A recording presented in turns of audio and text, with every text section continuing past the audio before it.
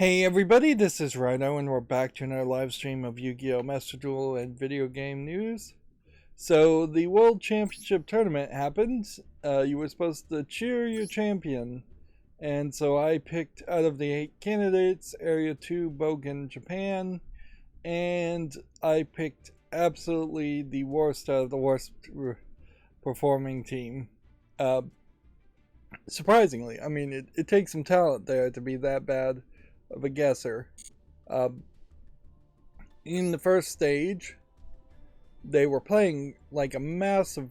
Each team was playing 9 games. So Group A ended up with A1, Japan, Area A, to the future being in the first spot, and E2, Europe and others, won the second spot. And D won the first spot in Group B, with mine being in the fourth spot in parallel to E1. So yeah, all of this, by the way, as far as the tournament, if you really wanted to watch it, they were very late to the party to give you a notification that just gave you a link that went to a website. Yeah, basically that. And so then you were just supposed to watch it on YouTube, which there's such a good reason for Yu-Gi-Oh! Master Duel to have an integrated, like, just custom version of Chrome that can watch video streams from YouTube or some other service, and then have it tied into specifically a Konami YouTube channel that is just like showing ads and showing the Yu-Gi-Oh! Anime. At least the first Yu-Gi-Oh! Anime. Like, I doubt Konami is getting more money by licensing out Konami Yu-Gi-Oh! To like Hulu than it would also putting it on YouTube. And I kind of question whether anybody's negotiating, whether Hulu, Netflix, or any other streaming service is negotiating, saying, well, we don't want non-exclusive rights, but we definitely don't want it on YouTube. Like, that would be, frankly, tortious interference, illegal, if somebody tried to negotiate that way and say, your videos, we don't want it on YouTube, but you can put it on Hulu. Anyway, as far as the tournament went, Area 1 ended up losing to E2. D ended up losing to C2. So none of the first seats, as it were, at the bottom tier 1 being beaten out by the second seats. And then Area E2 beat out C2 and won. So I guess next time there's a tournament, a year from now, unless they have more than one tournament they want to celebrate, look for snipe hunters and think about European players more. I would have, by default, thought a Japanese team was a shoo-in to win, but there's basically no information as far as who these people are, so you would have had to have really done some research just to figure out who these characters are. There was some information at one point. I guess you can't really bring that up again. Yeah, that when you had the cheer your champion option, and we clicked on this, it gave you this little interview here. But yeah, this isn't really the right amount of information. Like, maybe clicking on this would have helped, seeing their Master Duel account for these 3. Anyways, so as far as the rewards go, had you picked Dueled, you would have gotten 1 royal finish ultra rare guaranteed legacy pack ticket. Legacy pack tickets, I assume, are really only giving you 2 cards. And then 1 legacy pack ticket, and then 250 randomly selected players would have gotten 2,000 gems. So it's really not even much of a reward for the best of the best. Super rare for runner-up legacy pack ticket with royal finish and regular super rare legacy pack. And then top 4 would have gotten you a glossy finish, super rare guaranteed. And top 8 just gets you a legacy pack, 1 super rare guaranteed, which I think even that may be better than your standard legacy pack. Little ding sound when you get into that. Overall though, tournaments are supposed to build interest around the game. Am I more interested in playing Yu-Gi-Oh! Now that I've been told in text form that the World Championships happened and my pick didn't get anywhere close to winning? No, I definitely am not. They're going to add a new pack, which that's more exciting. They're going to add a new selection pack, that's more exciting. And then they're going to make slight tweaks, which I think Yu-Gi-Oh! Probably deserves more credit for only making very slight tweaks in its cards and its rules. It doesn't like overly legislate compared to like Magic the Gathering, which by de facto bans all old cards out that are older than 2 years. There is no rule saying you couldn't play something like Kuribo from the very beginning.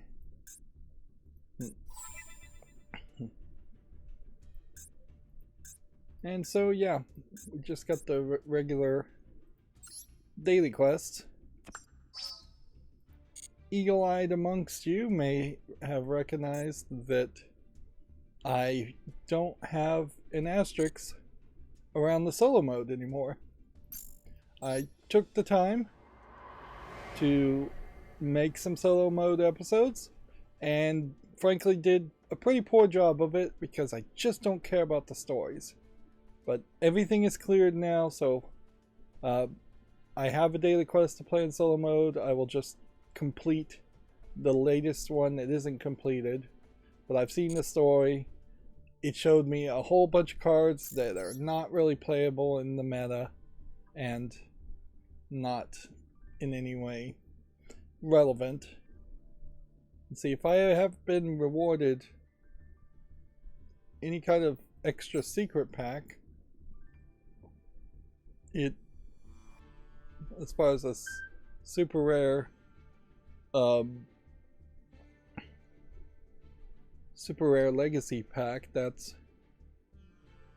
it's not really showing up yet, so maybe those rewards will come out later.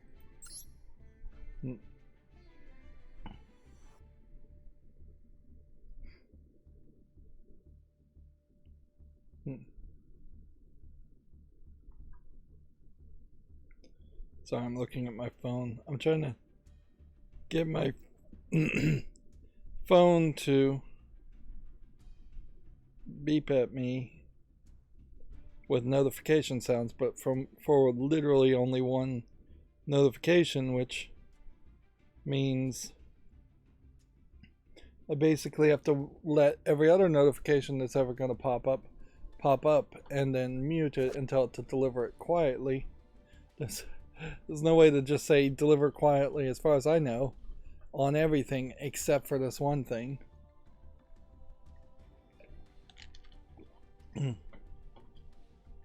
I could do like a do not disturb and then make exceptions, and it might work that way on Android, but yeah, whatever.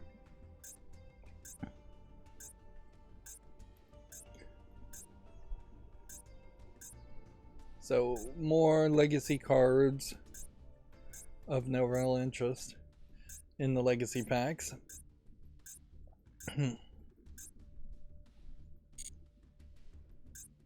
In the last stream, Sniper Ranger was on the chat chatting away, trying to help me potentially build a Tri-Brigade Sprite deck, which would effectively, from the deck I looked up online, which was the best way to really do this, get rid of the Zodiac aspect of Tri-Brigades in favor of Sprites, which probably needs to happen to make it make it more playable and competitive. So I did look briefly online for that, and so this is what the deck would look like at the moment, following the rules exactly. I would obviously have to compromise quite a bit to craft this. First of all, I could dismantle any extra cards that I got, but I don't have any from the legacy packs because none of those I think are even dismantleable. But then, if I was to batch generate what I'm missing, I would need another 275 ultra rare crafting points. I would use 120 of my 840, or I'd be down to 840 super rare crafting points, and I'd use 60 rare crafting points, which is not really part of the problem. That's very doable. So then I would have to go in here, really, and get rid of, like, super polymerizations to start with as a compromise. Each one of those costing 30. But then I'd probably also have to get rid of Sprite Blue, which is probably a major factor in the Sprite strategy. I don't know if Triple Team Tactics is absolutely necessary. I don't know if Sprite Starter is absolutely necessary. If Tri-Brigade Sprite was not relying on any of these extra cards, then I could toss them out, but almost certainly Gigantic Sprite is part of the major part of the strategy. And Sprite Elf is probably a major part of the strategy, and Sprite Sprind is probably part of the major part of the strategy.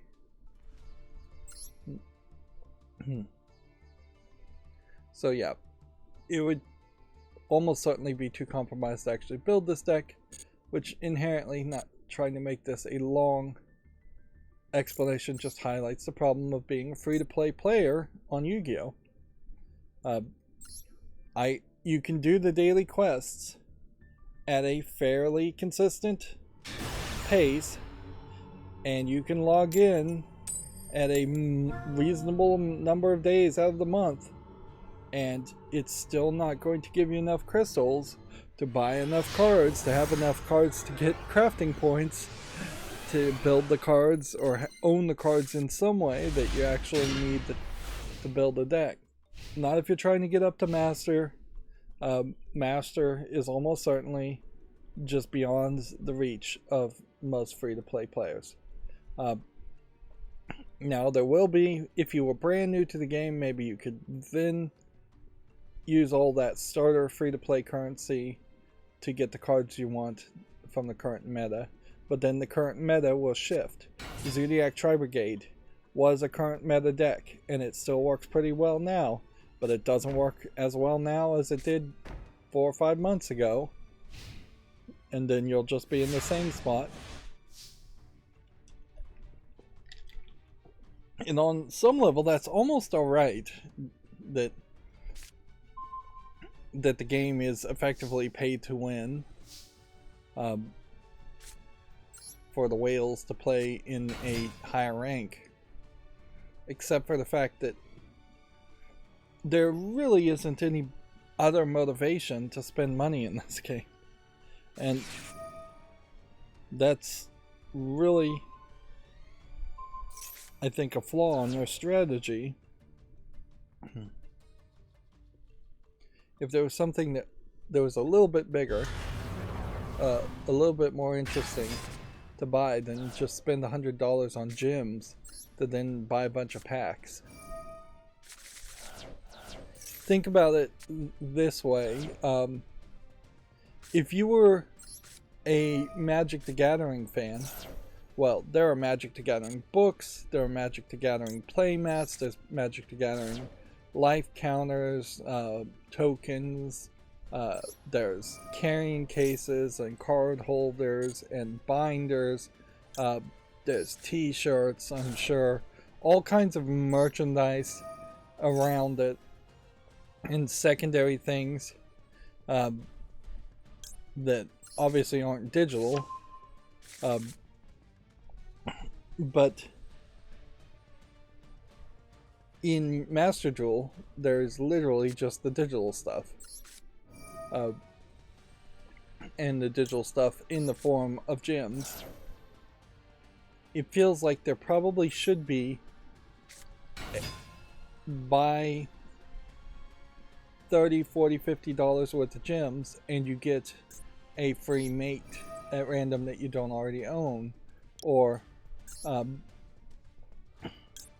you get a random accessory or a special play field, or you get a label, which would be really pathetically small to just have a title in your name.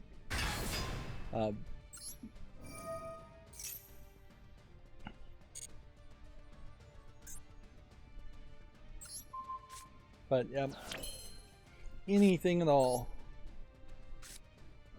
would really be appreciated.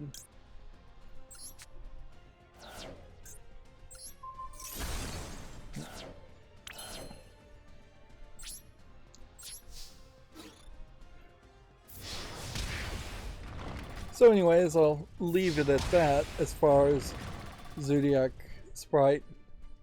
If Sniper Ranger comes on to the chat at some point in the future, I'll show him the deck and see if he has any short list of suggestions to maybe still make an adjustment. But it is not looking likely.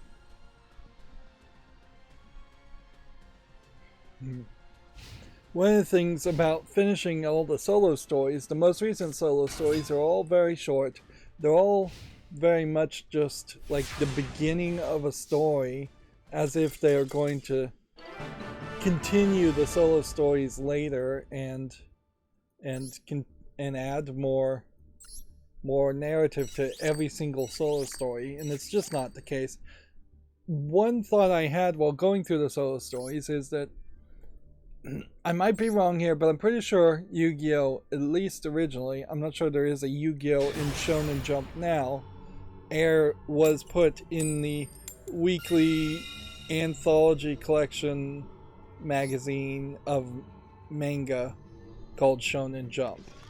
I think one of the Yu-Gi-Oh spin-offs, like Yu-Gi-Oh Rush, may even be in Shonen Jump's younger brother equivalent magazine, which I don't even know the name of it, but effectively that would be like Shonen Jump's Nickelodeon Junior to Nickelodeon. Doesn't matter in this conversation. Each of the narratives in the solo mode of Yu-Gi-Oh! Master Duel feel like they are pitches to Shonen Jump to have a new manga series potentially air in their weekly pages. Unless I'm completely confused about that, I think the fans, one way or another, vote on what gets another issue in Shonen Jump. So there's a lot of things in Shonen Jump that get one premiere issue and then don't get voted up. And my general understanding is because you have like the likes of One Piece and Bleach, and I don't know if Attack on Titan was in Shonen Jump either. But they're like the successful things like One Piece are always taking up space in Shonen Jump, and they only have so many pages. So there's a long trail of many years of pitches that just don't go anywhere. and this is all just speculation in my head, but that's what the solo stories feel like. Even when the solo stories are good, a lot of the solo stories don't even like really name a protagonist or a challenge or where the story would go at all. So yeah, it definitely doesn't feel like a lot of care was put into the solo stories, and I would much prefer solo challenges to be made to just emulate the decks we saw in the Yu-Gi-Oh anime spin-offs and just have you play against those decks versus trying to teach me about an expansion deck that literally has about 12 cards that you could play with and that are just not playable now that we can see the percentage of how often winning decks play this card. Like, this card is used 16.2% of the time in winning decks. The cards I was playing in the solo story were like 0.0001%, 0.0001% of the time you play these cards. Just no way you could ever play them. Even if you love the cards and love the theme, which, yeah, it's just not playable. And if you were going to reboot Yu-Gi-Oh, that's what you would really want to fix, is you would want to say, hey, let's take the really popular themes, robots, insects, harpy ladies, things like that, which who knows if any of those are even really that popular, but take that general theme and rebalance it so it is going to stay playable at all times. So you could continuously put out expansions to keep them balanced, and an expansion potentially then would always have a harpy lady in it, always have a new robot, a new insect as far as the visual themes, whereas the expansions as they are now really are more along the idea of introducing a new gameplay mechanic gimmick and then connecting some random art to a gameplay gimmick, and the art mostly makes sense as far as the gameplay gimmick, but not always. One of the solo stories was like S-Terror monsters, which were all Earth monsters, which really doesn't matter if they're Earth monsters or not, that activate a lot of their effects by either being discarded to the graveyard or have their effects activated when they're in the graveyard. So that is your gameplay gimmick, which is a fine idea if that was consistently something you could do, and if it was worth it to play the S-Terror, Subterranean Terror monsters for that. Even here, you have Lady Labyrinth cards. I don't think people are really playing Lady Labyrinth cards because they love the art on it. They're playing it because it works in meta gameplay.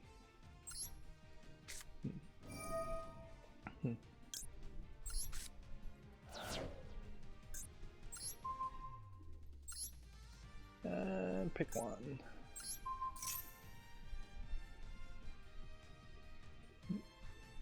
And I'm playing Zodiac cards, not because I like the appearance of Zodiac cards, but because the gameplay gimmick on it. One thing you could definitely do in a digital card game that you can't do in the real world card game would be to start from that perspective and have a skin system, which that is kind of what Magic the Gathering does. They make a 2/2 bear and then they release a new card that is effectively still a 2/2 bear, but they give it a different visual appearance and basically put a skin over the art part. So You definitely could make a card that is a 4-star, 1900 attack, 1600 defense with this effect, Beast Warrior and Fire. All of that would have to stay the same, but you could change the art through skin systems. And I definitely would appreciate in a collectible card game that was digital first, the idea of there being a much more limited number of cards and then just multiple skins that you can pick for your own personal appearance, and then the skins would just not really show to the opponents if they didn't. Well, you could show the skins to the opponents or not. If it didn't show, then you would instantly recognize a 2/2 bear that looked like a bear as, oh, this is the generic 2/2 bear card, and then you could toggle a button and see what their skin is as far as the version that they're looking at. Or you could have it so you program all 2/2 bear cards to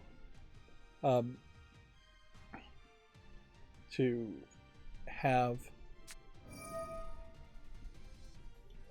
the skin of your choosing, so you as the player could pretty up your opponent's cards.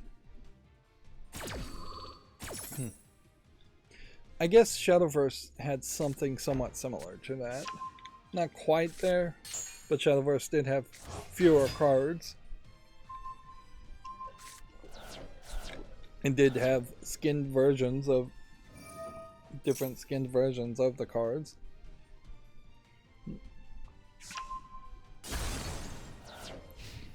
Okay. I wonder if this is a case where I really should just surrender the second I see a Lady Labyrinth. Well, you really can't surrender, can you? You just gotta let him beat you.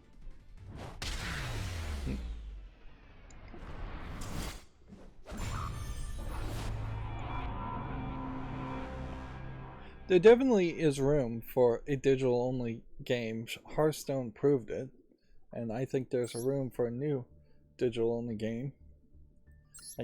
As far as physical versions of the card games, you could do a print-on-demand type service where the cards are printed and shipped directly to you, and you can definitely charge kind of a premium for that, so that they're shipped very carefully and not dented up and damaged in shipping. Which Magic the Gathering is proving that to be the case too. That the idea of charging very high amounts for very few cards and shipping them directly, particularly if you're a company that's just never done business with comic book stores, which are likely to be out of business in the next decade, or game shops and things like that. If you're just a straight up scrappy new company that's making a new digital card game and then shipping the digital card game cards directly through mail, and you've never done business with game shops or comic book stores, then you'd be saving a massive amount of extra cost. It probably would cause you to have a smaller audience at some level, because you wouldn't have card packs on storefronts and in stores, but I wouldn't be 100% surprised if stores got rid of card packs. In a lot of ways, I imagine card packs are in stores so little kids will shoplift them instead of shoplifting more expensive things. Losing what is really at most a $5 card pack is way better than them stealing, say, a $60 video game.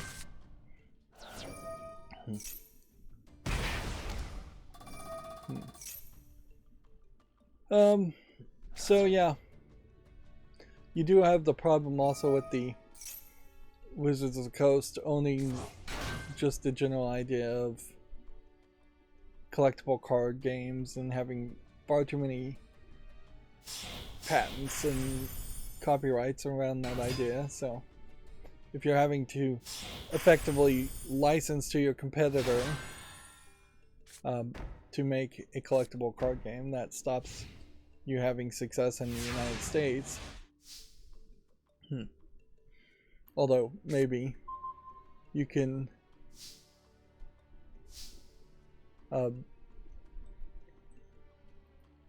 maybe you could make a card game in a different country and then just not ship physical cards or do any real business, physical business in the United States to get around that.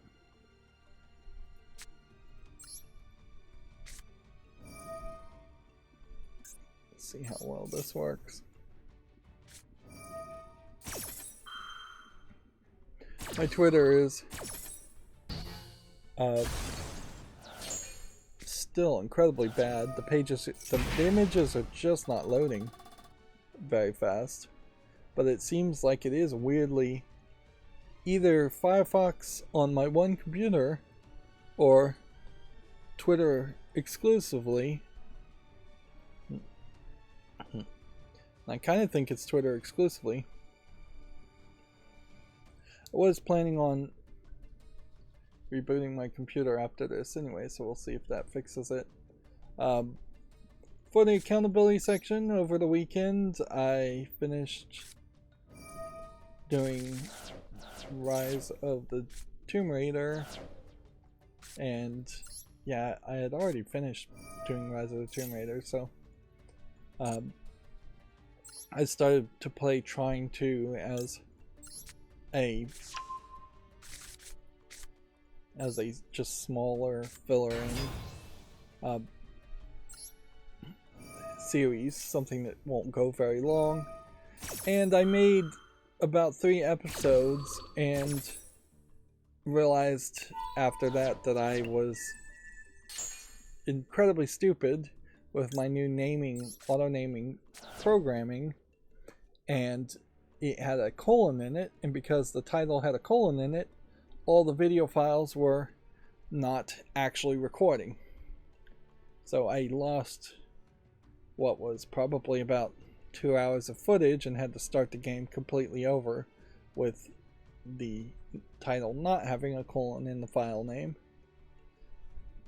And that, if anything, just highlights how incredibly stupid I can be, in that I created this whole system so that once you stop hitting recording, it pops up a video and shows you what the video looks like and lets you listen to it. And particularly the first video in the series, I should have definitely been very keen to watching that video and making sure the sound sounded good and all the videos looked good. And instead what happened, because the file wasn't actually recorded, is my video player was just spinning in circles and crashing because it can't find the file. And I paid absolutely no attention to that. I just assumed that VLC was having trouble for some other reason, and that is, I guess, inherently part of the problem, is that you can make all the best systems in the world, but if you can't train yourself or others to follow those systems, they are effectively useless.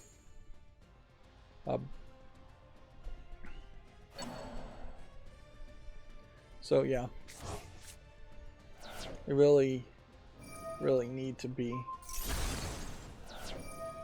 better at following my own systems and verifying things are really working.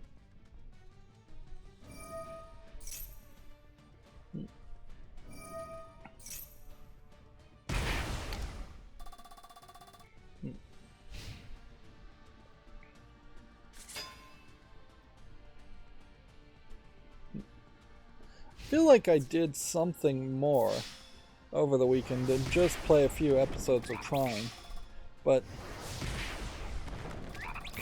honestly, for the life of me, I can't recall what it was as far as YouTube stuff.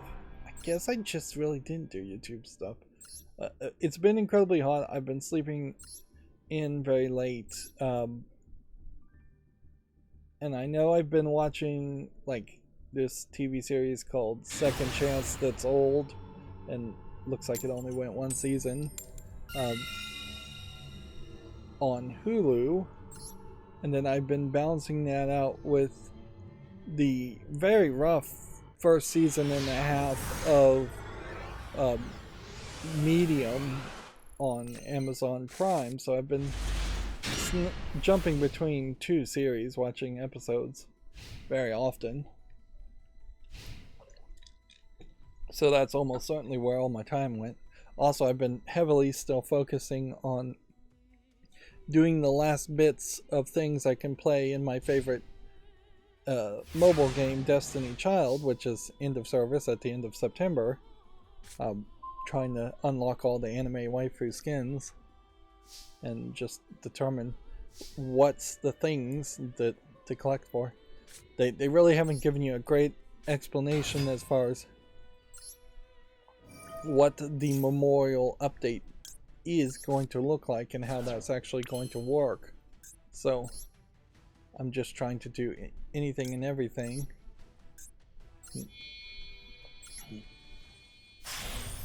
And I'm in a very good position, depending on what the memorial update really focuses on, in that I have almost all the characters. Almost all the characters are set up to be at their maximum level of experience, and almost all the characters are awakened to have a secondary costume unlocked. I have about 20 or 30 characters that I haven't unlocked the spa, which is its own separate skin. Yeah, the spa skins. There's about 20 or 30 of those I haven't unlocked, and I may not be able to unlock all of that. That's not as big of a loss as it may seem. And then the purchase skins from yet another part of the game are, I'm probably missing about 20 or 30 of them, which I would like to get all those, but that's probably the slowest, most difficult process to potentially unlock those. And then they have accessories and items that you can attach to your characters, and I'm trying to make sure I just have like one of all of those. And then they have, in that they have puppets, which were very late game additions, and trying to have as many of the puppets would be nice if they're even going to show off the puppets, which is, I'm not sure they really are in the memorial version. So I could definitely be putting effort into things that don't need to be done.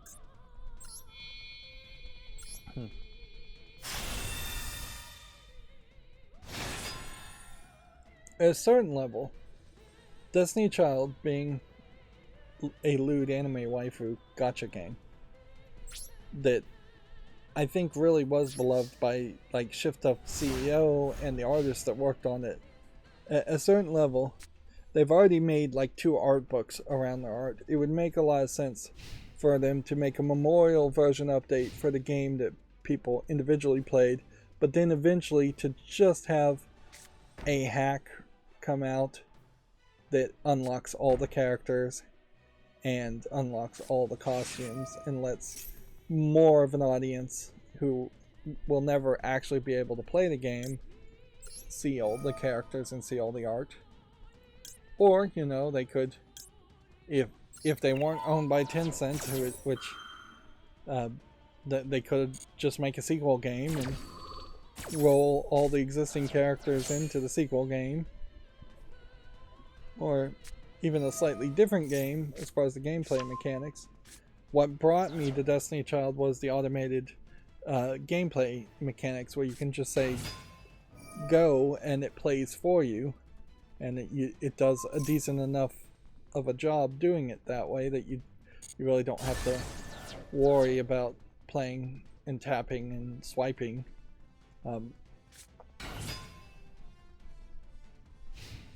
But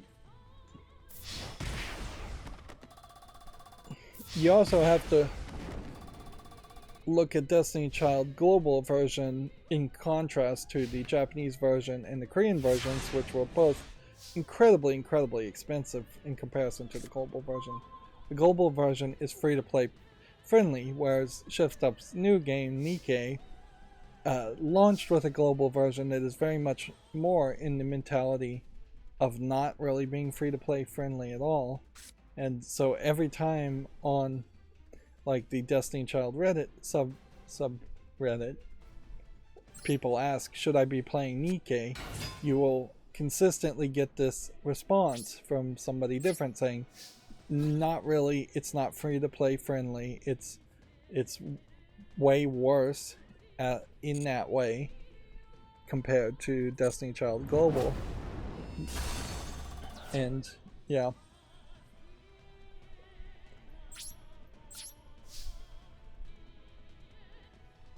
But it doesn't fully make sense that Tencent shuts down all of the Destiny Childs if that was the case, because the Korean version almost certainly is making way more money by being way more expensive than the Japanese version, and then the Japanese version is almost certainly making way more money than the global version.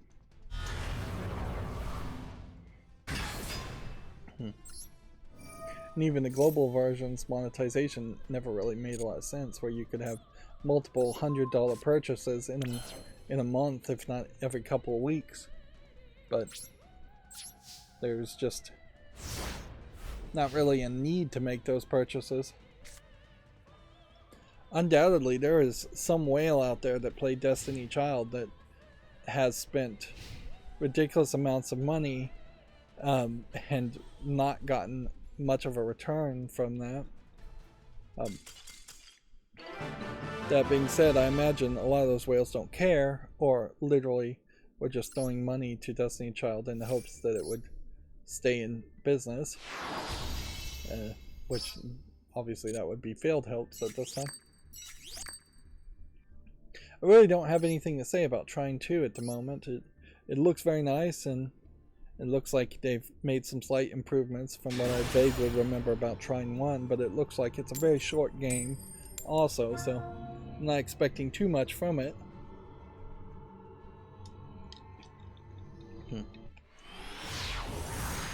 I did want to briefly talk about Medium. My complaint, and it was getting to the point where I was going to stop watching Medium on Amazon Prime. I would say somewhere around a season and a half mark, they must have gotten some notes or gotten a different writer, because the Medium series that I kind of felt like it was finally showed up about a season and a half after the start. But that first season and a half is incredibly rough.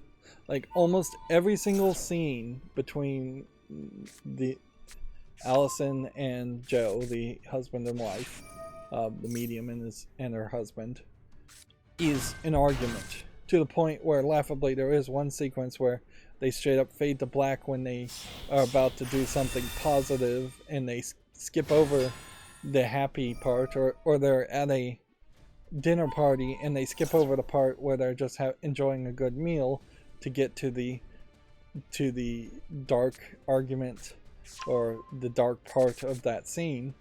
But yeah, it just really comes off like they are trapped with each other. They have 3 kids. They seem to be broke,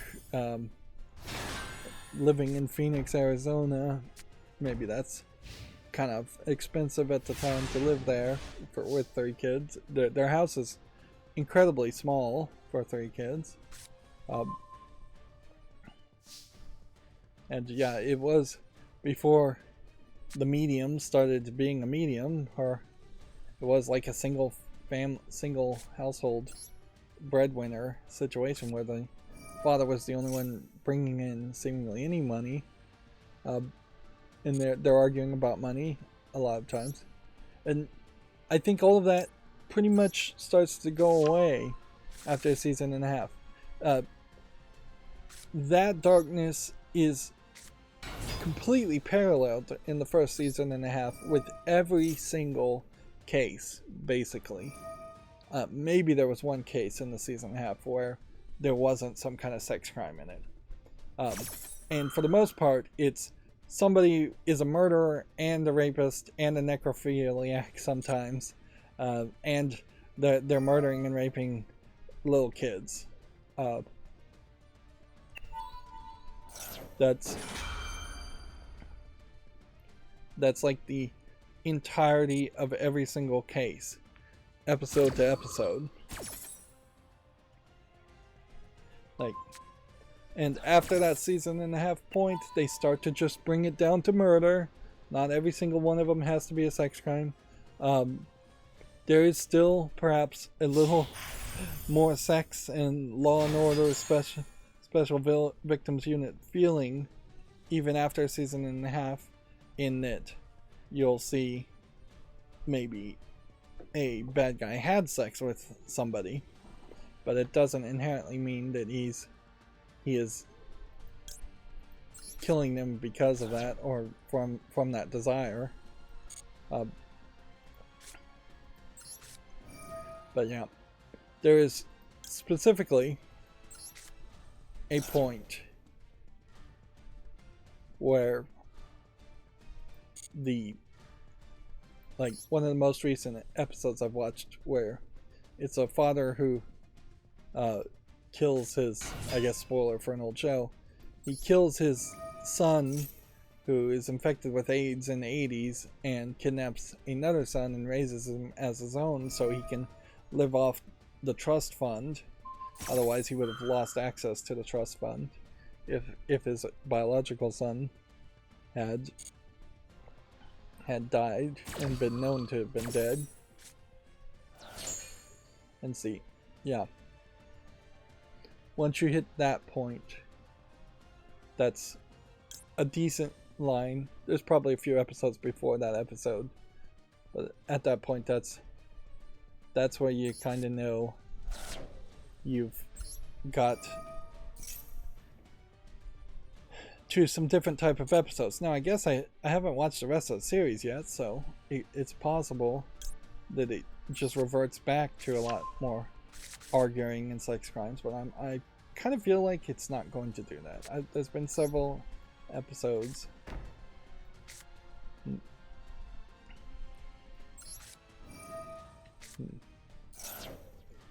There is also a point at that point where they also start to focus a little bit more on the husband as far as him being an actual human being and having a job and a work, and not, instead of him just being the instigator of arguments or the voice of logic to a medium who's seeing visions, who is almost always right. They really had to start emphasizing too that she's more and more misinterpreting things, and isn't always right. I think that also helped the show.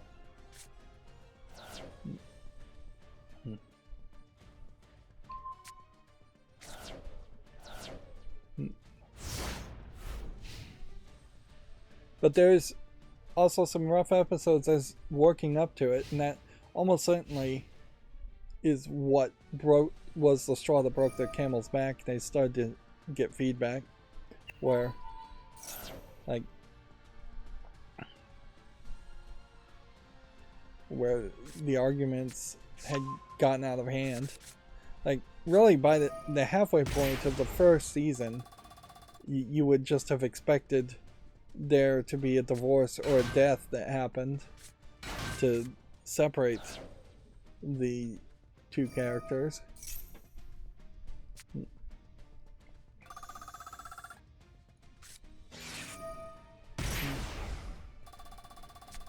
And it kind of hurts the show to kind of know that none of the family ever is going to die.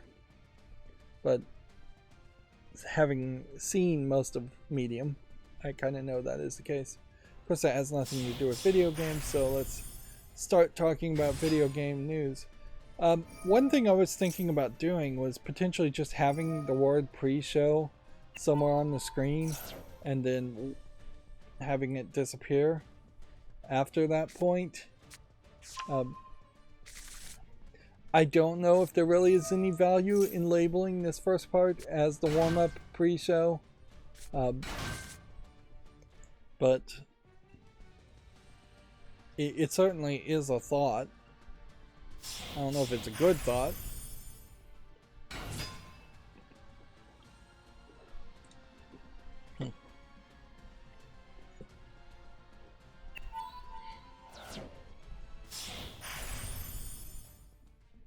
Let's see.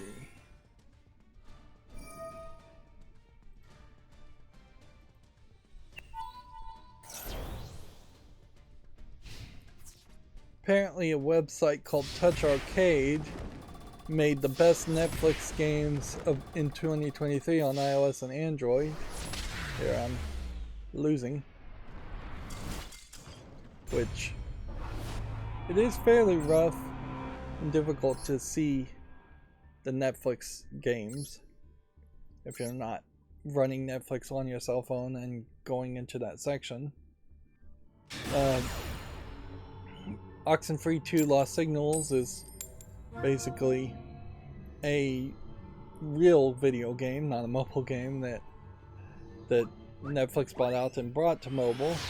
And it being basically a point-and-click adventure, it'll work as well on Android or iOS as it would on a PC or console. Although the graphics would be less. Shovel Knight was custom made, I think, for cell phones. And then World of Goo Remastered is just like yet another re-release of an extremely, extremely old game. Leia's Horizon, I have know nothing about. Teenage Mutant Ninja Turtles Shredder's Revenge is probably not as well played on cell phones as it would be on as compared to other Ninja Turtles games. Kentucky Route Zero. I'm not sure what that game actually is. Immortality being on a mobile phone, being a live action video, would work way worse visually, and you kind of want those visuals for the gimmick of that game on mobile. Reigns 3 Kingdoms is basically a game designed for mobile in the first place because you're just swiping left and swiping right. If anything, my biggest complaints around yet another Reigns game is that it's yet another Reigns game.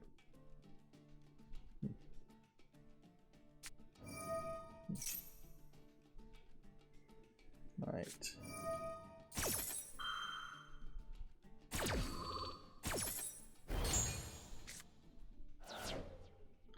Well, I can't special summon anything else other than this.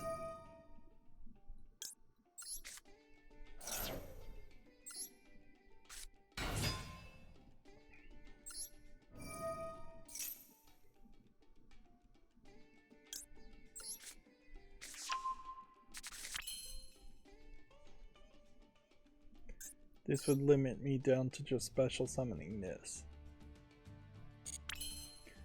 And I don't think I need to do that. I think I can just do this.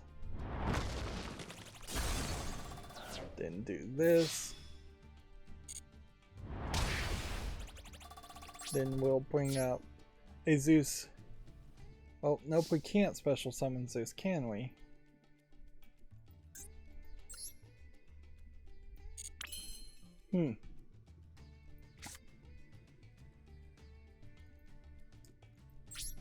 Okay, well, we'll see what happens with that then. Into the Breach. Game I've heard of. Poing P, game I haven't heard of. So, yeah.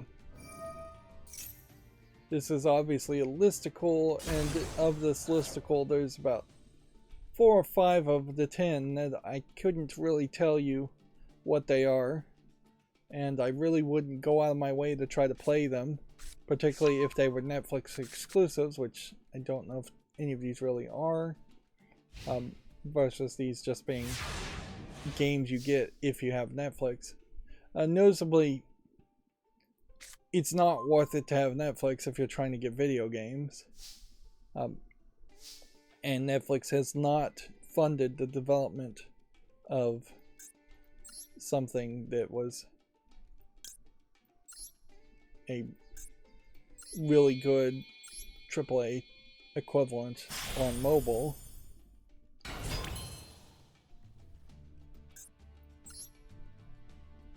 Let's see.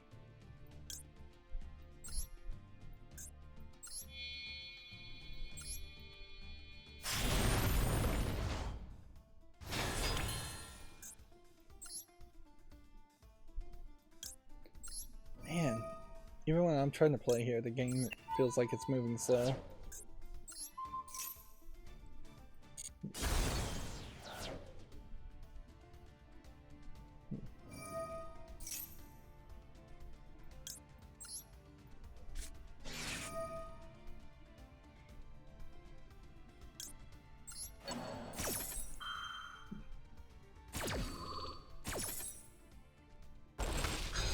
Call of the Grave can only pull monsters out of the graveyard.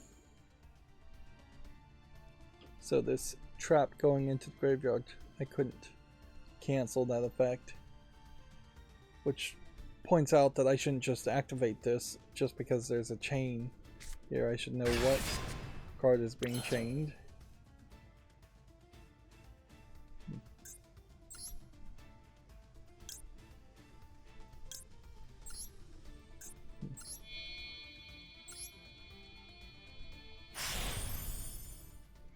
Like the summoning animation here feels like it's just moving slow.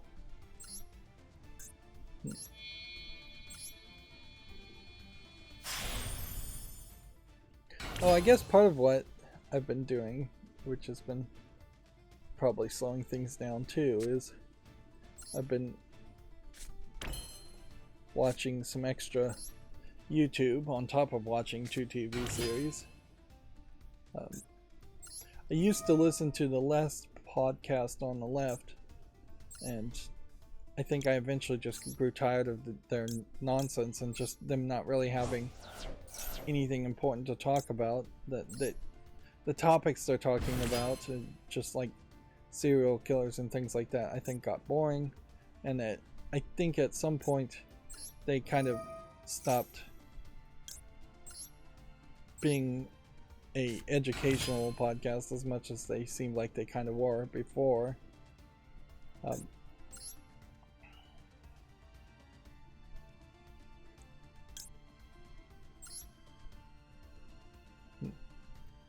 So this is a link 2. If I summon this, this would be a link 3. So that counts as 2. And then that counts as your 3rd link material.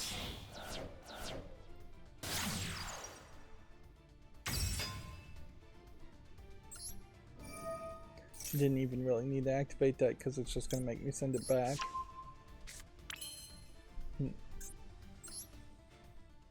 And then this is a link 4, so I can count this as 3.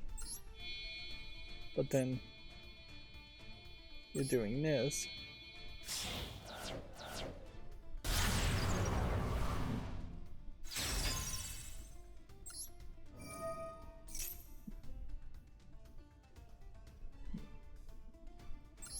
Then I guess this activates something more.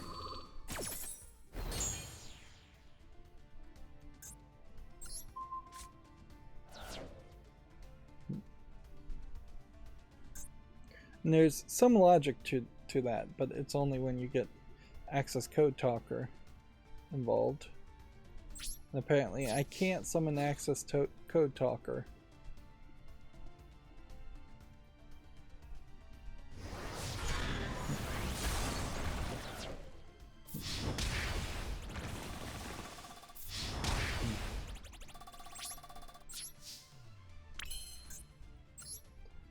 seems like I should be able to summon access code talker though.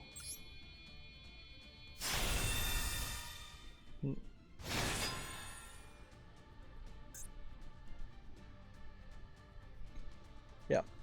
I suppose particularly with the writer's strike, then we might see some forcing of Netflix going into to more video game stuff, but that if they don't have real ideas or desire to fund the development of games and they're just doing it to spite actors and screen guild writers.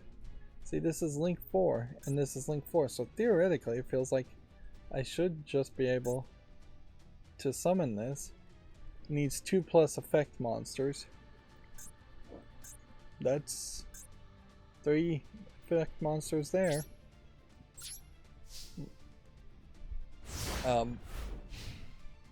But yeah, if they don't have ideas, if they don't have desires, their money would just dry up as soon as they have a better offer, and that is kind of the problem with Netflix in general, is that unless you've got somebody behind it, and if anything, I would say the idea of a middle manager in a production studio tying their own professional career to the success of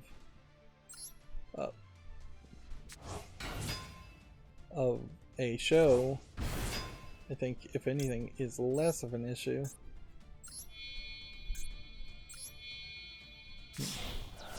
Ah, interesting. So that's why you put the 3 there, is because then you can use the link material of a 3 when you activate your trap card.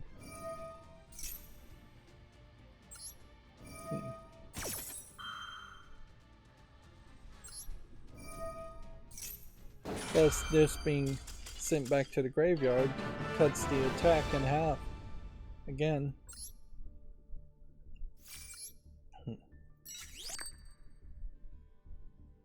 Yeah. So, yeah, we made some victories. Good bit of progress when we are at the beginning of the month, so we can't really expect that we'll just immediately be in platinum or diamond, whatever the next tier is. So I got most of these daily quests done. Activating one more trap card would get me 40 more, and dueling in solo mode would get me 40 more.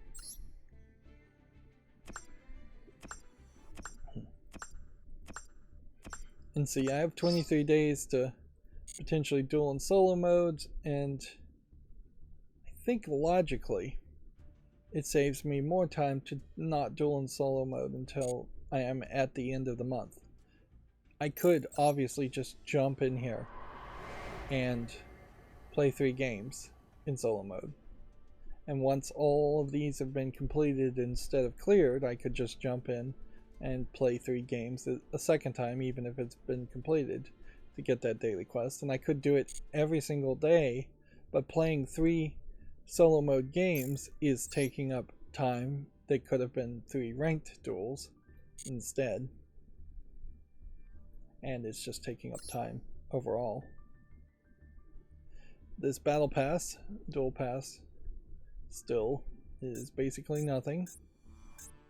You purchase it and then you just ignore it, and it is a highlight.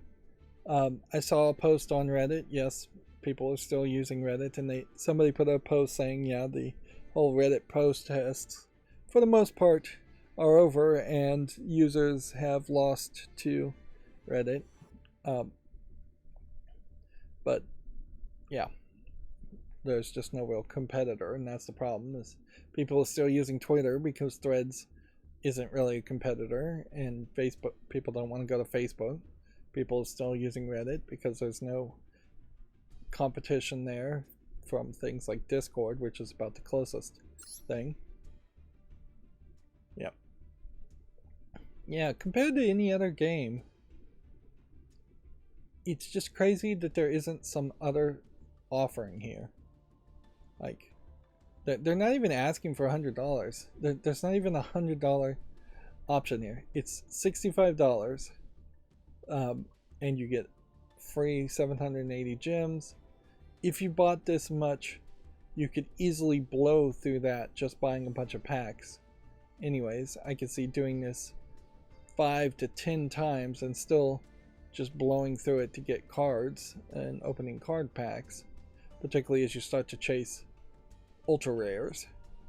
But yeah, in these purchase offers, there should be either a special thing you can only get in the same way that you get a special thing when you buy the Duel Pass, which obviously they're more focused on that, or you get special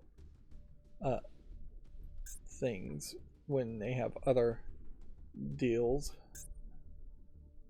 that I guess I can't even show those other ones. But there's also plenty of like store shop credits that would make sense to say, hey, you'll get one random character icon or 700 gold or whatever it costs. If you have all the character icons, you'll get one random protector, or you'll get a special protector you can only get from purchasing for the first time. You'll get one random mate base, one random field part, one random field. What's interesting about these fields too is in some of the solo modes, there's one that's just all snowy as a field, and there's no way to get that snow field if you wanted to use it. It's just not an option. So they've made a field that is just very neutral, covered in snow, and you just don't get it.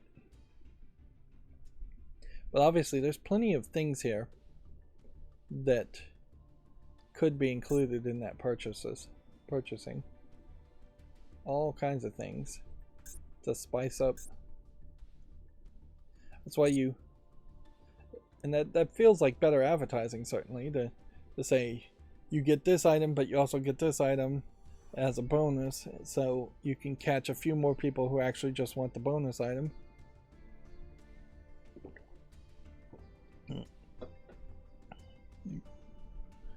I do think that we are at a point where people are a little bit less likely to fall for that QVC style of sales, though. So maybe that's why we've seen people be a lot more direct as far as what they are selling things for. The whole as seen on TV type garbage products are becoming less and less relevant as fewer and fewer people are watching TV. I also heard of an article, I saw a YouTube video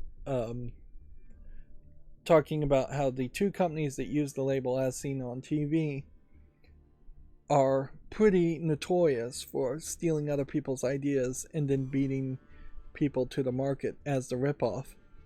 And like one person had to spend $4 million plus to sue them for patent infringement to get a $31 million payout, which really just highlights that if you have a good idea and you are trying to embrace that American spirit, entrepreneurship of creating a new idea and getting a patent and everything like that, it still doesn't help you unless you're a millionaire to start with, because big companies can just effectively ignore patents of small individual companies, small sole proprietorships, and not really be at any threat of being sued. Which, yeah, maybe at some point you could get a patent lawyer to work on consignment, but I bet most patent lawyers will not work on consignment and want cash up front. Yeah. And frankly, it's just less and less that you can invent or improve upon. Back to video game news, though. Let's go ahead and turn... That's not the thing I was trying to press. There we go. Turn off Yu-Gi-Oh! Evo competitors claim that heavy use was breaking PlayStation 5 USB ports. Pieces were reportedly detaching and getting stuck in the controller connectors.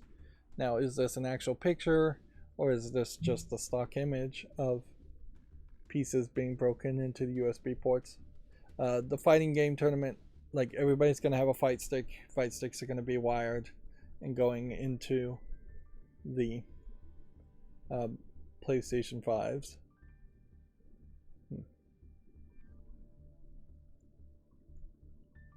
Yeah. It's definitely believable. I wouldn't be surprised if the USB ports in particular on the PlayStation 5 aren't designed for being plugged in and out multiple times. Is there a way to really fix that? I don't know.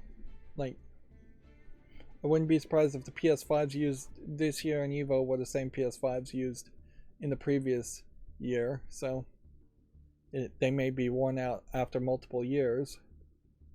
Like, you could try to put like a extension cord dongle, and then the point of failure would be on the extension cord, and then the male part of the extension cord would go into the PS5 once at the beginning of the tournament, and then the female part of the extension cord would be where they plug in their fight sticks.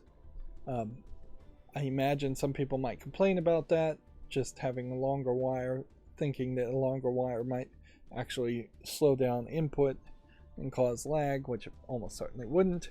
Or it would cause imperceivable lag of nanoseconds.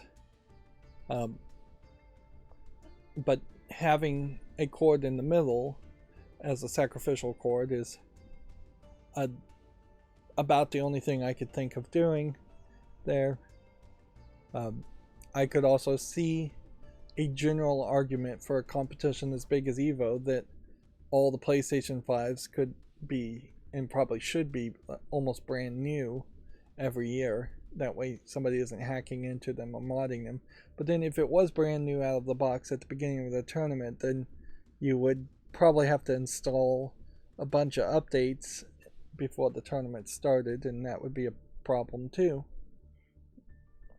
You'd probably want brand new PS5s each year, but then you would want to hand it to some kind of very trusted team working in a secure facility to update and install the game, fighting games.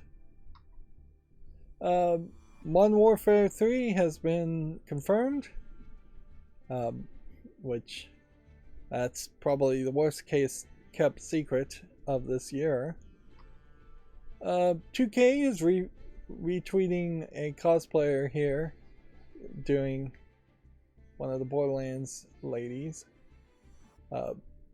Now, let me propose one of two thoughts here as far as this picture. Either this is a legitimate cosplayer who is just really not thinking her framing of her selfie in the mirror, or this is a genius cosplayer who really is thinking the framing of her mirror, because there is a lot of visual distraction in this that is above average, I would say, than when you see these like mirror selfies, which mostly you don't see cosplay photos as mirror selfies, and it definitely doesn't feel like 2K has helped much, because you could certainly have just cropped off the top part here of what this looks like a water plumbing pipe or something, where this looks like a glass window. But I definitely, if you were framing it, wouldn't have a half-used toilet roll and a completely missing toilet roll in the frame, and you wouldn't have a bunch of brushes and toiletries in the sink spigot all in the frame too, because that's just a lot of distractions, and it's not really pretty distractions in any way. And so yeah, this is a pretty low quality as far as just picking where you're going to do the pictures. If you're a cosplayer and you're doing this level of cosplay, you spend the $50 to get a ring light and a tripod and put your camera on that and take a picture of yourself that way on a white wall in a bedroom instead of a reflective tiled wall in a bathroom. This is the kind of selfie you expect from somebody who doesn't take selfies much and usually is taking nude selfies for just like a friend or for themselves. It is a weird choice that 2K would even bother to retweet that, but noticeably that is basically 2K promoting Borderlands, and increasingly I get the feeling that only 2K, who owns the rights to Borderlands, is trying to actually promote Borderlands as a series. Right now is not really a reason when you need to be promoting Borderlands. Borderlands 3, mostly a flop. Tiny Tina's Adventure, a little bit more of a success, but still kind of not that big of a success. The series is drying up and it needs something to revitalize it, or it just needs some time to kind of rest. Devolver Digital announced this presentation called Devolver Delayed, which seems to me like they announced way too many games around the Summer Game Fest E3 time, if E3 had happened, and they seemingly did it on purpose so that they could then delay half of their games. And it does seem like exactly half of their games have been delayed. Talos Principle 2 still coming in 2023. Gumbrella, Karmazu, The Cosmic Wheel, Sisterhood, and Wizard with a Gun all still coming, but these games that seem like almost joke games by the name alone, all moving to 2024. Noticeably, some of these might be joke games too, but they seem more like real games. I didn't actually watch the presentation, and I don't know if there really is a need to watch the presentation, as it were. How long was it? It was 3 minutes long of them apologizing in advance to say these games are delayed. So this is basically them parodying a Nintendo Direct exactly in this presentation. It totally looks like a Nintendo Direct, except for they're delaying things, which Nintendo Directs would not delay things. I really have to question if this wasn't the plan all along. I think it feels very much like that was the plan all along, and effectively, even though we know Devolver has become notorious for doing these parody presentations and doing gimmicks, effectively they've crossed the line here and actually lied to a consumer, or they've led a consumer to reasonably believe that they've been lied to by being told a date at one time when it seems very obvious they wanted to delay it. They were going to delay it, although most game companies probably pull that off, but they aren't so blatant about it. If I was really interested in Angry Foot or Pepper Grinder or Plucky Squire, I mean, you really do have reason to be more upset than average that they've been delayed because of the flippant nature of Devolver in general, and how this comes off as being disingenuous, and you never want to come off as being disingenuous. Apparently Toho Denmaku Kagura Fantasia Lost for PC launches February 8th, 2024. I probably didn't intend to click on this article, But since the pictures weren't loading on my Twitter, finding the big news has become more difficult. Which, as a certain level, I am just going to have to pull the trigger and stop trying to cover big ticket news stories separately and just cover all the news in a more chronological order. Which that's a shame, because you kind of do want, if this is supposed to be the equivalent of a 9 o'clock, 10 o'clock news on TV, you would have your breaking news, the most important stories, at least teased if not talked about at the top of the show. You wouldn't just bury the biggest stories in with the smaller stories. And I really shouldn't just let Twitter ruin that for me. I should just make a different process. Fallout and Assassin's Creed and Final Fantasy are all coming to Magic the Gathering, as I assume expansions. Not really, though. Like, universes beyond expansions. These are going to be skinned cards, I imagine. But the question is, how many cards from each of these will you get? Because back when I was paying attention to Magic the Gathering, they were making like 5 or 6 cards when they did like the My Little Pony cards that they were selling for huge price increases. I would assume that's what's really happening here. I doubt that there's going to be a full expansion of 60 cards for Fallout and Assassin's Creed and Final Fantasy. But weirdly,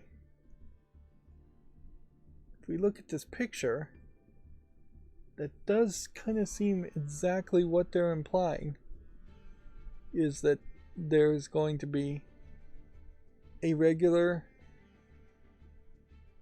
expansion here, a regular expansion here, and then there's going to be a Fallout expansion, and then there's going to be a regular expansion, I think, here, and then a regular expansion here, and then there's going to be an Assassin's Creed expansion, and then regular expansion here, and a regular expansion here. Which one of these is the Final Fantasy expansion, though? I'm not seeing it. I maybe think it was this one.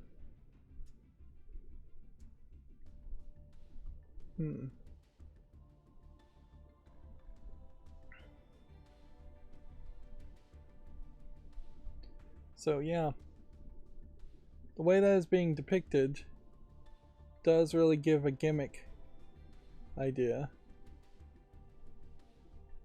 Yeah, beyond 2024, a set based on Final Fantasy will be released.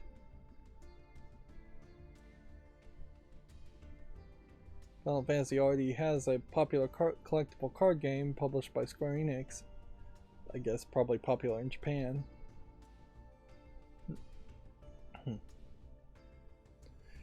You could certainly rewrite this headline and say Magic the Gathering has run out of ideas, but that's probably something that you could have said 20 years ago.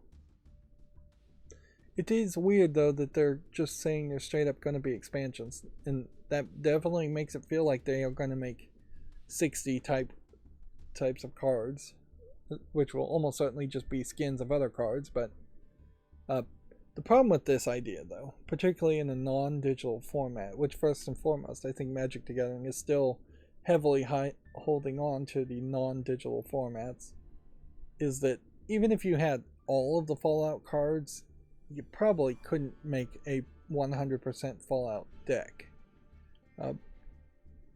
And even if you could, you probably wouldn't be able to really play it in a tournament and win.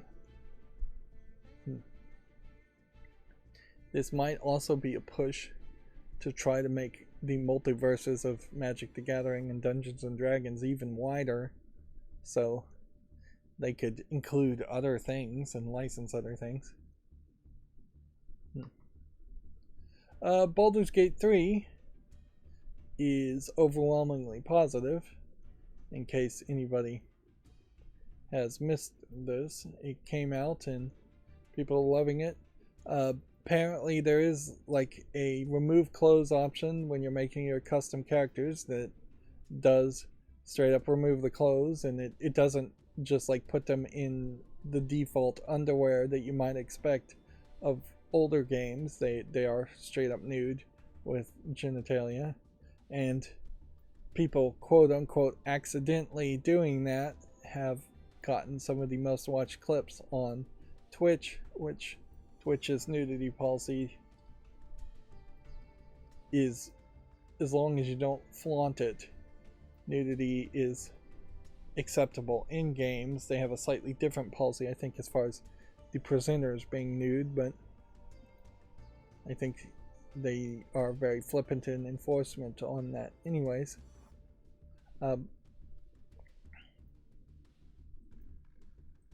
Weirdly, for Baldur's Gate 3, it's a super popular game.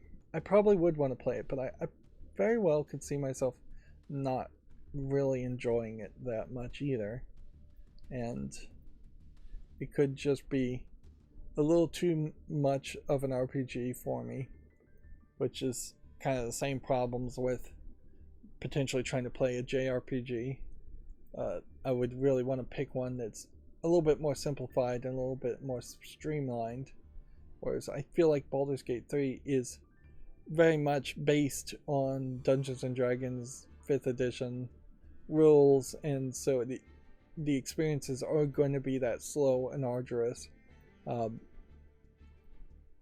my understanding here is that Larian Studios were making Divinity Original Sin before, and they didn't make they didn't make Baldur's Gate 1 or 2. So I kind of would like to see Baldur's Gate 2 on the storefront and see what the reception on that would be, and you'd think more like this would point to a Baldur's Gate 2. People are generally super happy with Baldur's Gate 3 in that there are no microtransactions or in-game purchases or pre-order garbage, no internet connection needed. So there's just a lot of lack of monetization gimmicks, and people are super happy with that too. And noticeably, despite there being like a DLC, nobody's complained about that, and despite there being adult content, nudity and sexual content, it is not in the adult section, which arguably it should be in the adult section. We need big ticket games like Baldur's Gate 3 to say, yes, this should be in the adult section because there is actual sex in it and because there's nudity in it, even if that isn't the main focus of the game. But anything rated by ESRB and for mature is not going to end up in the adult section.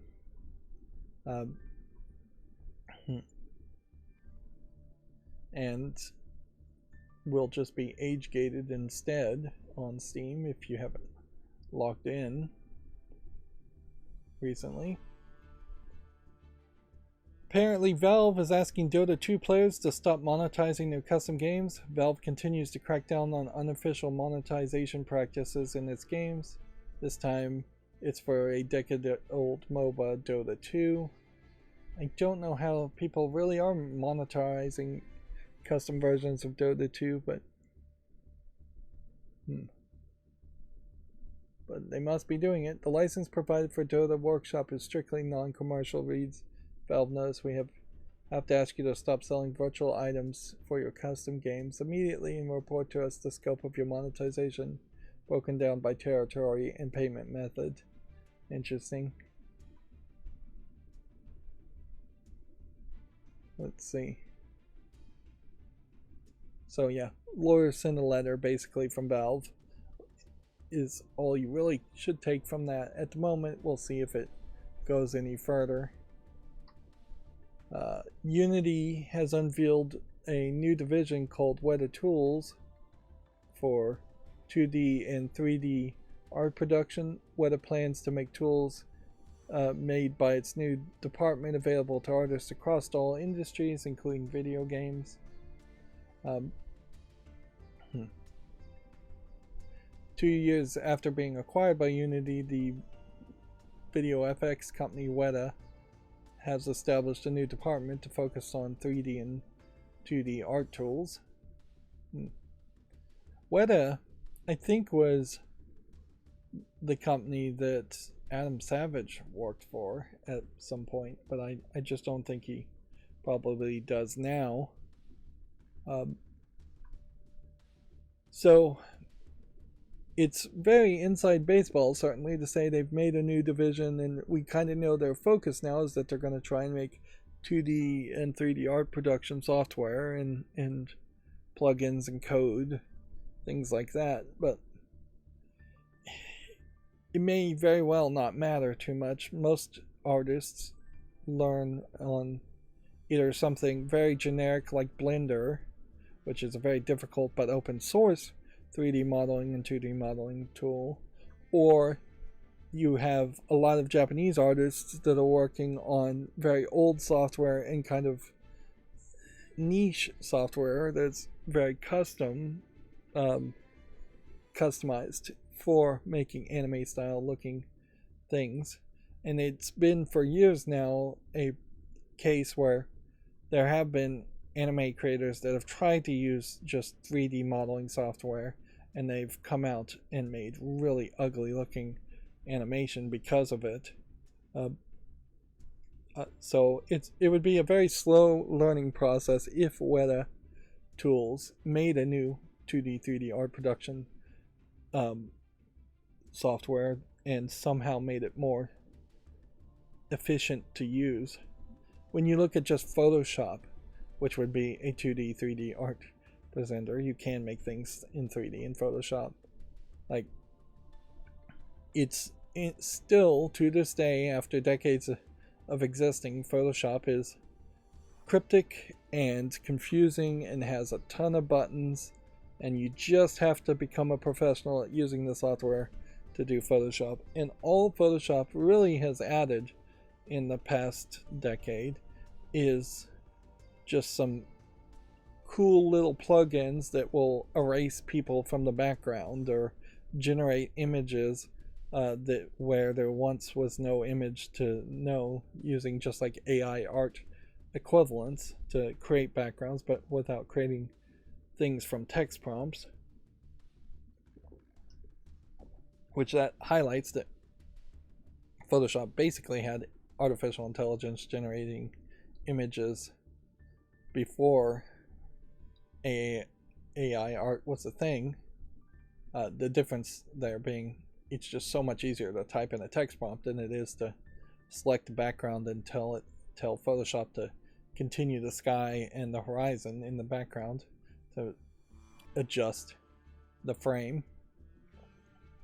But yeah, this is an announcement for a company forming a new division. Until they have something to really announce, which is probably 4 years plus from now, they really won't be that relevant. All this mostly tells you is that Unity took 2 years to do something with Weta as far as making this new division, and that Unity is perhaps not super focused on video games since they're trying to now sell software to multiple industries. And sure, in the middle of a strike, you might color an article, an announcement like this in a different way to say, well, is Weta potentially making software that will be used to eliminate jobs from actors? And probably, yeah, it could be used that way, making animated actors instead of real life actors. There is definitely a case when you look at like Japan where there is enough of a population that in Japan that really only watch animated stuff, and they don't watch any live action TV or live action movies made from Japanese sources.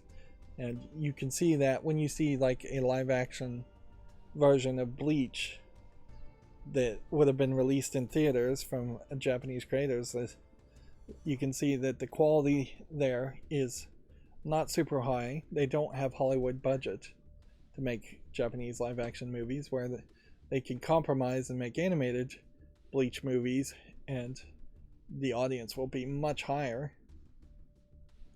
I could see that happening in the West for certain generations. Old people certainly aren't going to start watching cartoons, but for people who have grown up watching anime and cartoons, there is going to be a percentage of people that say, yeah, I've been watching The Simpsons, I've been watching The Family Guys. We could see more Simpsons, Family Guy type entertainment show up on TV and less live action actors in things like NCIS or real people in reality shows. Apparently, it is Women's Equality Day. Let me use the right word. Women's Equality Day, and Respawn is recognizing that and partnering with Get WIGI, Women in Games International, I guess, to highlight and celebrate the women of Respawn. Noticeably, I will say again, my Twitter wasn't really working, but I did not see anybody else highlight this. Perhaps it's because it is August 15th is the actual day, or maybe today is Women's Equality Day, but then they're doing a discussion on LinkedIn on the 15th. But what really catches my attention on this, as far as Respawn Entertainment, is I'd have to really rack my brain to name what games Respawn Entertainment has worked on, and setting that aside, I literally could not name a single of these characters. In fact, I would say maybe I've seen this character before, but I definitely have not seen this, or this person. So I don't know if these are all in the same game, if this is a player versus player Overwatch clone game of some sort, and that's why I don't recognize it. It seems like this character might be in some kind of futuristic wheelchair sitting down, but then there's a real inconsistency in height here, with some characters seeming to be considerably taller than others, although if you lined up all the hips, they might be much closer to the same heights. But yeah, this also is one of those examples where if you want real world women to be equal, it doesn't really do much to highlight and celebrate fictional made up women in a video game. Like, if you really want to celebrate Women's Equality Day, then you need to highlight your women employees in your company at Respawn, assuming they have any, and highlight how they are getting paid the same amount of money and the same benefits and given the same workload and the same hours as men or non-binary people. That would be your promotion, certainly, for real equality. Highlighting fictional characters doesn't help anything. Sure, maybe having strong female characters in a video game may motivate a little girl to grow up to be a strong female in her own life, but that's the biggest stretch you can possibly make around that. And it certainly highlights the armchair social justice warrior mentality that true progressive people should avoid at all times.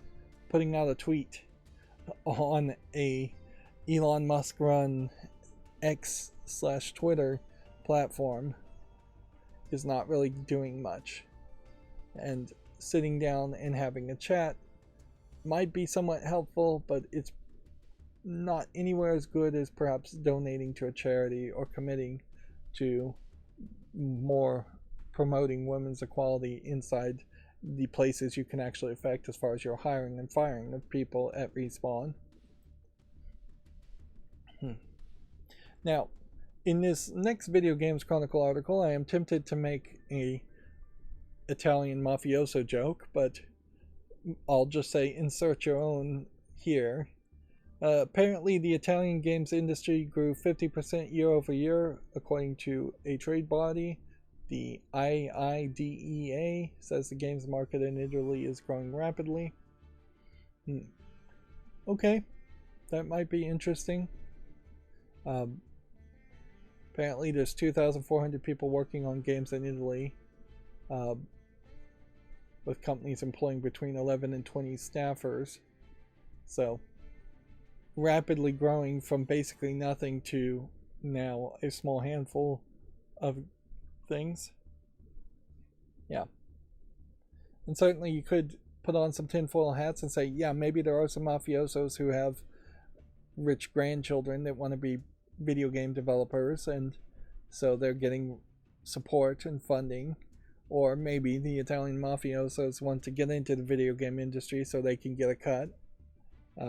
Or maybe just Italy in general is trying to find a new market to grow into.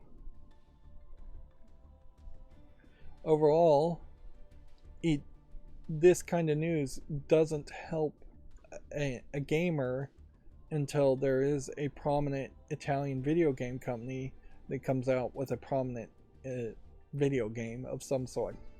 And I just cannot, off the top of my head, name a single prominent Italian video game company. There was this whole Italian Video Game Awards, and what was notable about this is just how many games are being listed here as, and I've just not heard of most of them. And then Ubisoft Milan is just a child company of Ubisoft, which is really a French company. Yeah, and I could also see, perhaps with the fighting and riots and problems in France, that maybe some companies would move from France to Italy. And there you pretty much have a higher chance of a company moving from one country in the European Union to another. Even one of the politicians, I think it was Tony Blair, was saying that he thinks the UK would rejoin the European Union fairly frequently if he gets elected or re-elected. Which, yeah, it's somewhat believable. As believable as them leaving the European Union, I'd say it's as believable now that they would rejoin it. Tell me if you've heard this story again. GameDeveloper.com says Final Fantasy XVI fell short of Square Enix's high-end expectations. Literally, I think every single Square Enix published game has been reported as falling short of their expectations for 5 to 10 years now. Square Enix's management's expectations are not realistic, and you can only blame so many different subsidiaries, so many different development teams of before you come off as obviously just looking for somebody to blame because you mismanaged your expectations. And that's really what the problem here is. From what I had heard, Final Fantasy XVI sold surprisingly well in Japan. I haven't heard a ton of excitement around it in the West. And sure, maybe it is not Final Fantasy XIV, and it's not Final Fantasy 13 or 7, but I feel like they should be fairly happy with it. And certainly, if they just want the sales numbers to be higher, one thing you can do was put a muzzle on the producer of Final Fantasy 16, who was allowed without any restraint to spout off some irritating statements on Twitter that lost him sales almost certainly. And you could have also released the game on the Xbox, at least in the West, and then that would have gotten you more sales. And you could have certainly worked towards a streaming version of the game or a watered down version of the game on the Switch, which the Nintendo Switch would have gotten you a ton of sales in Japan, even for a big game like Final Fantasy 16. There is a report, according to GameDeveloper.com, that Embracer's era of self-sufficiency begins with the closure of Campfire Cabal. Former Campfire Cabal executive producer Bruno Christian Bellahue claims everybody at the studio has been laid off, which certainly you're not happy when you see an entire company shut down, but there is some logic behind it. Embracer Group has wasted a ton of money acquiring company to become the new THQ again, and they have significantly failed over the past 5-6 years to bring out enough games to justify that growth.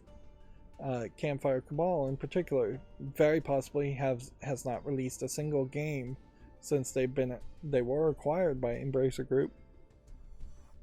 And maybe that was the plan all along, is Embracer Group just wanted to own the licenses to a bunch of games, but I'm not sure Campfire Cabal came with any licenses to any games anyways. I would have to really try and figure out if they've even published a first game.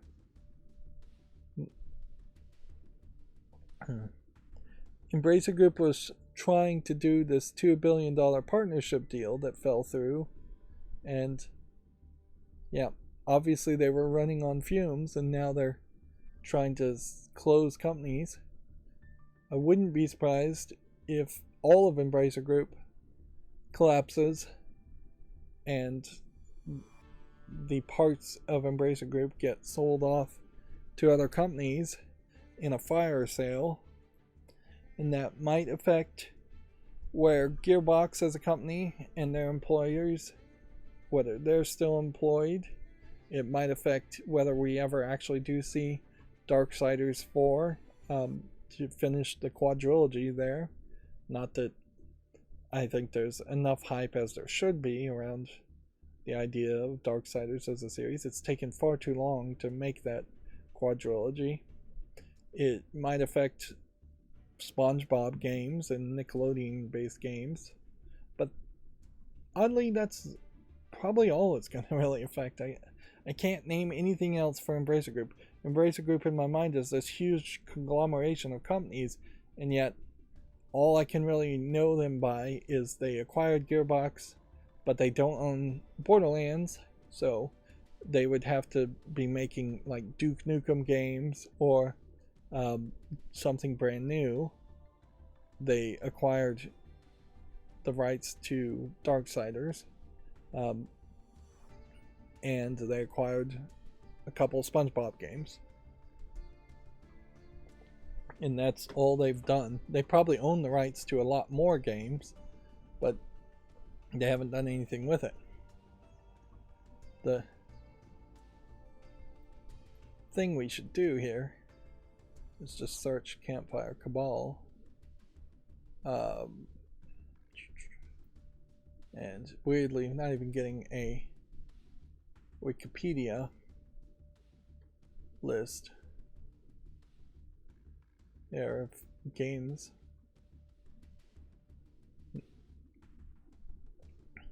Expeditions Rome seems to be it.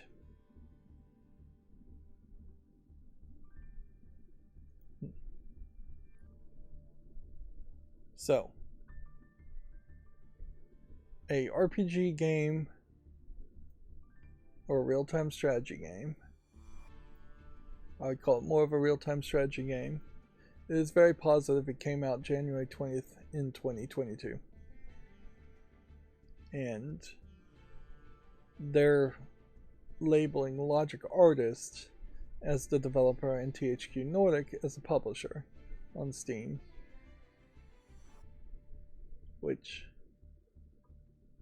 would point to Expeditions Conquistador and Clandestine as the other games from this developer. And at some point I did find this stealth game Clandestine and put it on the wish list.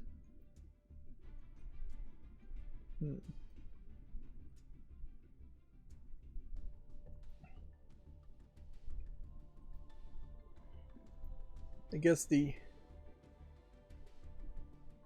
bigger question, though, would be, let's do a little bit more research, even though this is wasting a lot of time. Embracer Group, Wikipedia link was there. Get to Wikipedia. So, what I'm looking for ideally here would be a list of Embracer Group subsidiaries and mergers, or we could just look at video games. The name of the video game is here. I don't recognize any of these names as a video game. These all sound like studios and developers. I think this graph is messed up.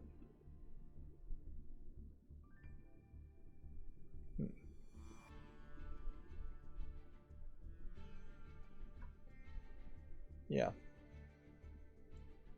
Embracer Group has 131 internal game development studios, is engaging in more than 15,000 employees and contracted employees over more than 40 countries. Here's one company, parent company, with several subsidiaries. Here's Crystal Dynamics and Eidos Montreal, which I acquired fairly recently. Which I guess that would kill Hitman and Tomb Raider games if Embracer Group collapsed completely. Another group of several games. I think Ghost Ship Games is a company I recognize. Here you have Gearbox with several subsidiaries. And it's worth just pointing out just like the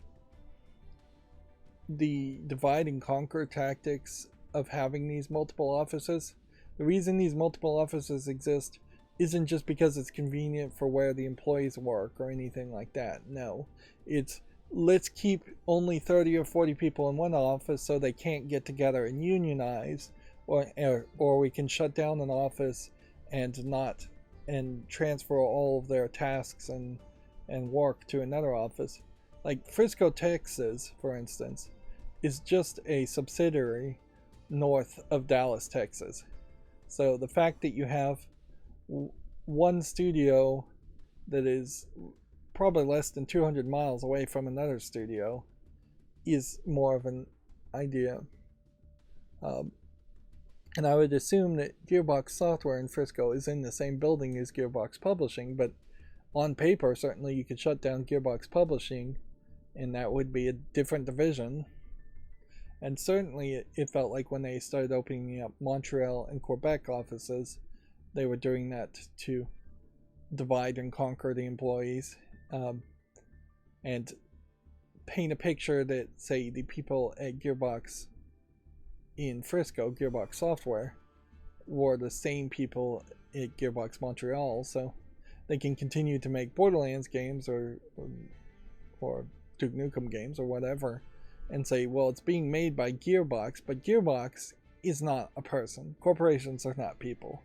So we should be, as gamers, supporting the actual people that work at an actual studio, and we should.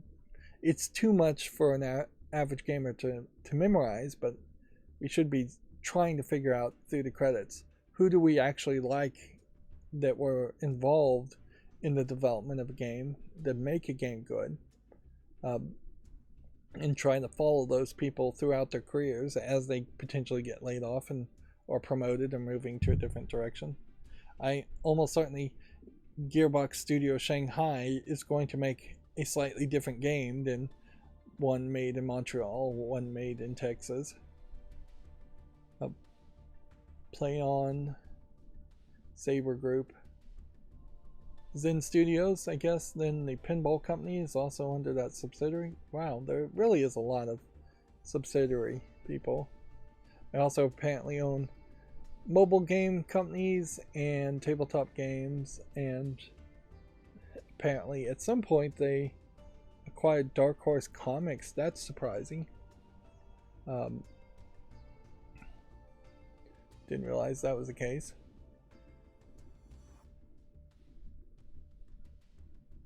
But yeah, as far as the actual video games aspect, the chart seems to be missing. So Wikipedia needs to be updated, obviously, to get a full chart of all the games owned by all those subsidiaries. I could click on every single link there to each of those game companies and see a list of all their games, but it would take way too long. Moving on, Guilty Gear Strive fights its way to 2.5 million players. So Guilty Gear Strive is popular. And then Dragon Quest is ending support for, or Square Enix is ending support for Dragon Quest X on the Wii U and 3DS, which that's not a big surprise. In the last stream, they were talking about how Okami had sold pretty well and that it had a sequel. I'd never heard of this sequel, and it's pretty obvious why. Because it is a Nintendo DS exclusive called Okami Den that I don't believe was ever released. No, it was released on March 15th, 2011 in North America. So, but it's never been ported to anything else, and almost certainly it would be kind of difficult to port it as much as the first game was difficult to port, in that you're probably drawing brush strokes to cast spells on the Nintendo dual screen touchscreen, which wouldn't be hard really to bring that to the Switch, because the Switch has a touchscreen on it too, but it would be a little bit more difficult to bring it to, say, the PC infrastructure. Although I think the screen on the Steam Deck is touchscreen, so we may very well get to a point where by default there is just going to be this assumption that games that require heavy touchscreen inputs are still going to be viable to be released on Steam, just for a strong enough and popular enough Steam Deck player base. Getting to the regular news, the Steam Visual Novel Fest was announced. This time they had just the lady on their YouTube channel, that of the guy and lady that have seemingly been working together. I guess there's a Ninja Turtles Smite crossover.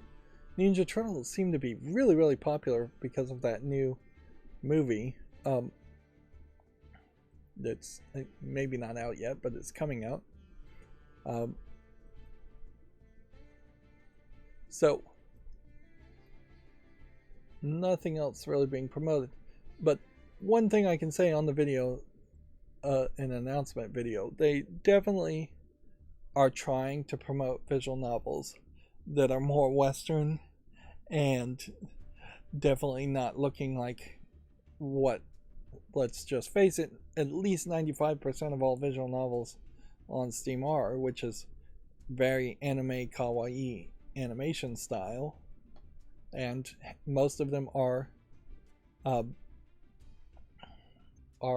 just either horror games, which would be the second most common, like Corpse Party, or they are romance dating simulators or sex games as far as visual novels go. Yeah, they are extremely stretching the definition of a visual novel here with Wallace and Gromit Grand Adventures, which isn't even tagged as a visual novel.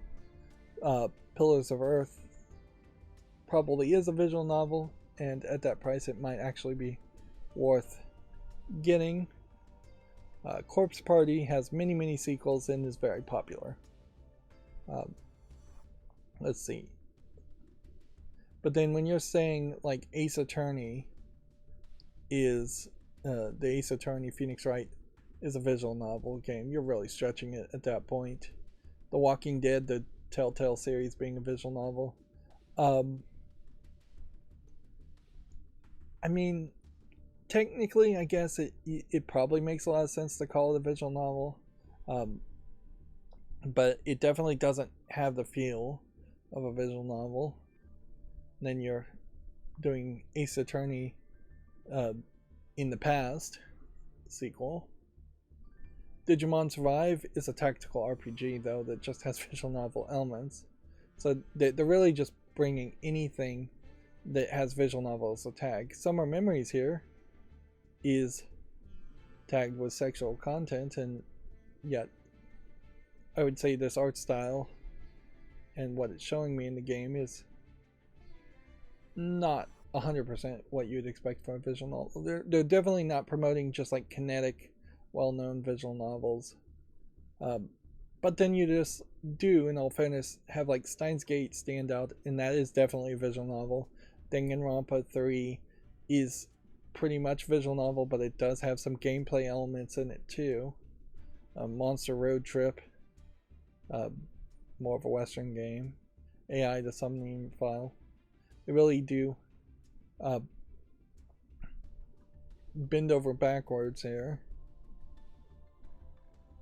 And then popular upcoming games.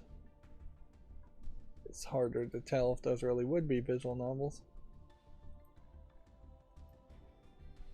But then they're also not really filtering things when you have things like Less Trip coming soon right on your front page.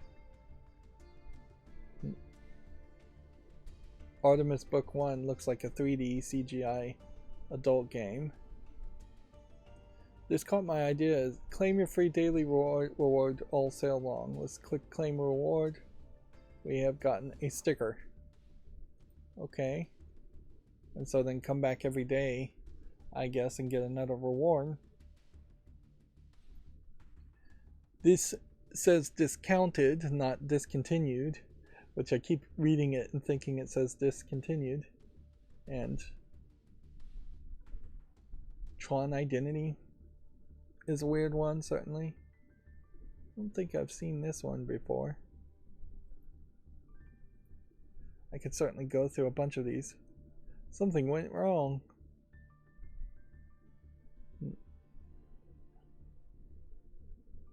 I think this Hush Hush game is an adult game. Yeah. You can see they have like an adult only section here, so they know that there is a heavy audience there. I'd say like Coffee Talk has been promoted a lot, but it also is well received, so Monster Prom has been promoted a lot. You definitely get, if it is a Western developer, you get the case where things get promoted a lot more. Another Danganronpa spin-off game. Steam Deck being a big factor here too, in that visual novels would work particularly well on Steam Deck, and it would be better to have these categories like puzzle games. If you're going to say a game has puzzle elements in it in this visual novel, then another category would be psychological horror. this page is just collapsing under its own weight. I think this timer is timing out as it's maybe connecting to a server every few things. So like free to play things here, it might very well benefit me to just add all free play things that I can find on onto my library.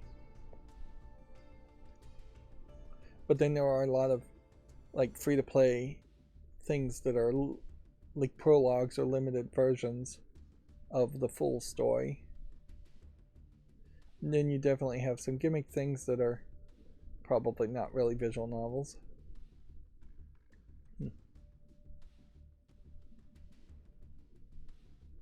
What I would say in particular is that, particularly for the genre of visual novels, there needs to be a lot more story and narrative in the way it's being sold.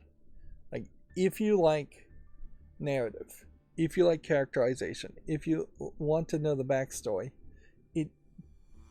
you're not being targeted to very well if I have to hover over this to just see tags. Where is the hover that would give me the sentence description of what's going on here? If I don't know what Danganronpa is about, how do I know from this page that I even want to click on it? All I have is this little picture. And particularly in visual novel aspects, pictures, thumbnails are going to be not helpful. They're very often deceptive, slightly deceptive at least, and not a helpful way to promote things. Like, what you would prefer is if they had one of those mini games where you would wake up and then it would ask you, what kind of games do you like to play? I want something scary, I want something romantic, I want something puzzly, I want something free. And then you would click on that and it would take you to a section. Or if you're not going to do a Steam minigame for visual novels, even though Valve makes tons of money selling visual novels, just have better categories here. This is a really, really poor group of categories. Like, clearly detective could be a category, clearly romance could be a category, but all we have is this adult only section. And when we get to this adult only section, let me just make sure all of the thumbnails are YouTube family friendly before I unblur anything. All the thumbnails in particular should be YouTube family friendly, relatively speaking. So when you get to the adult section, you have things like Elder Scrolls Oblivion. Why is that in the adult section? You have Negligee, which is like one of the first uncensored games that a Western developer tried to put on Steam, and perhaps one of the last that didn't run into trouble. And then you kind of have a gay game here, Getting Out on Top, which might be a troll joke game. Then, once you start looking at popular titles, you start to see that the vast majority of popular titles are these 3D model games. Sometimes the 3D models are animated. A lot of times I suspect they are not animated, and so it looks like they'd be moving backwards and forwards and moving around, but they aren't. And it's just a ton of this. Most of them tend to have a fetish focus, or at least something special about them, but a lot of them are very generic in the name, and it's hard to tell, again, without better descriptions. This Once Upon a Time is a flatter 2D art style based on that thumbnail, but it definitely is a Western animation style. Honey Pop 2, while drawn in a colorful anime style, is actually made by a Westerner. Then you've got some furry games under it.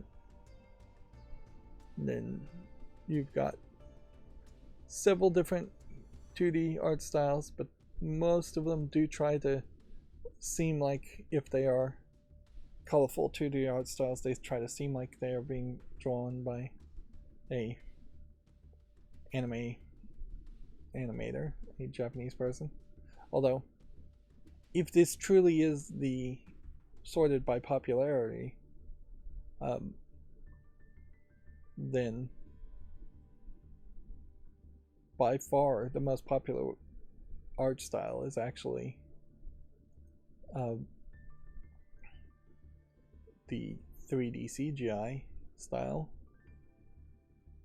But I also would not be surprised if there's a lot of filtering happening here. I wouldn't be surprised if even in this adult only page you actually are getting very, very filtered results, and things in the labeled in the adult section are not actually being shown. There's that goblin game where you are looking at a green goblin character. And what this really lets me do without having to blur it is show how there is just not a great number of reviews, not a great number of people potentially engaging with the adult content, probably because they don't even see it, because they haven't turned on the settings to be able to see adult content on Steam. The top sellers here are getting 1,100 user reviews, 307 reviews, 11,000 reviews, 9,000 reviews. Like, for your top sellers for the entire storefront of Steam, that's pathetically small. Now, who actually reviews porn games or adult content games? Not a lot of people, so that kind of makes sense, but it doesn't really help the adult section, and visual novels getting a weird reputation, for lack of a better description, where it feels like almost all visual novels are adult games, when that's not the case. And then if you look at the visual novels that are adult games, they are low quality. It's overlooking the much bigger and better stories that are out there. When we go back to the home, Corpse Party is probably very playable. The Walking Dead, very playable. Not really a visual novel in my opinion, but let's stick to just actual visual novels. Steins Gate, I think, really is a visual novel. It's probably the best visual novel to ever exist. Playable. Danganronpa as a series has some gameplay in it, but it is at least 50% a visual novel. And that is part of the problem too, is certainly the vast majority of games that have visual novel elements also have some other gameplay element in them if they are really, really good. Noticeably, there are several visual novels here that either are not on Steam or not being listed as part of this whole sale. Yeah.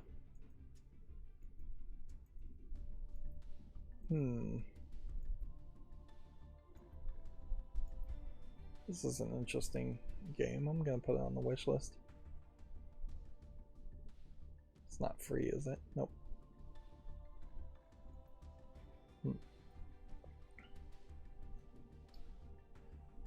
But yeah, most gamers don't want to read that much, so visual novels always come off as a weird secondary audience too.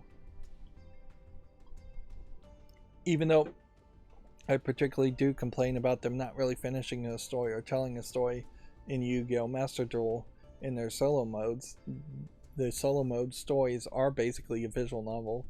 They are just incredibly short, and I appreciate that compared to Shadowverse, which has a solo story mode that is a visual novel that is incredibly, incredibly long and tells a complete story eventually, but it is just way too much time to invest in a collectible card game on top of trying to play a collectible card game. Alright. Apparently, Pokemon Presents is still coming next week.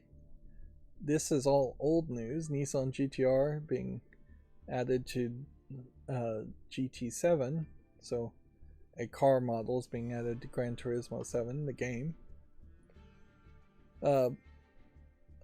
Apparently, Iron Galaxy is returning to Killer Instinct with a major update. The 10th anniversary update will release this year with improvements to balance, matchmaking, and more. That is interesting that they are just updating a 10-year-old game instead of announcing a new game.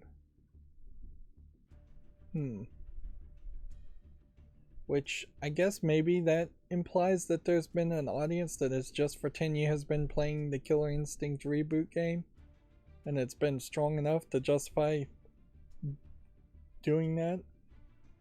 If anything, this just feels like kind of mismanagement by Microsoft, though.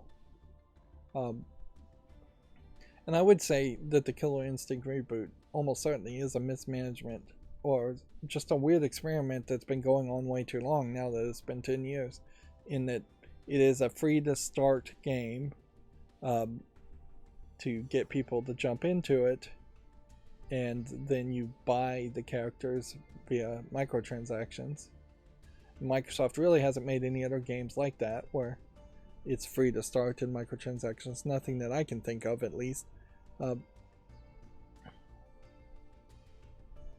But at a certain level, if this is all they're willing to do, I guess that's all Microsoft is willing to fund, it would definitely make a lot more sense for them to announce that they're going to make a Killer Instinct 2 on the reboot, and that they would introduce twice as many characters, a whole second generation of characters, in a sequel, in the same way that Mortal Kombat 2 added a whole bunch of characters.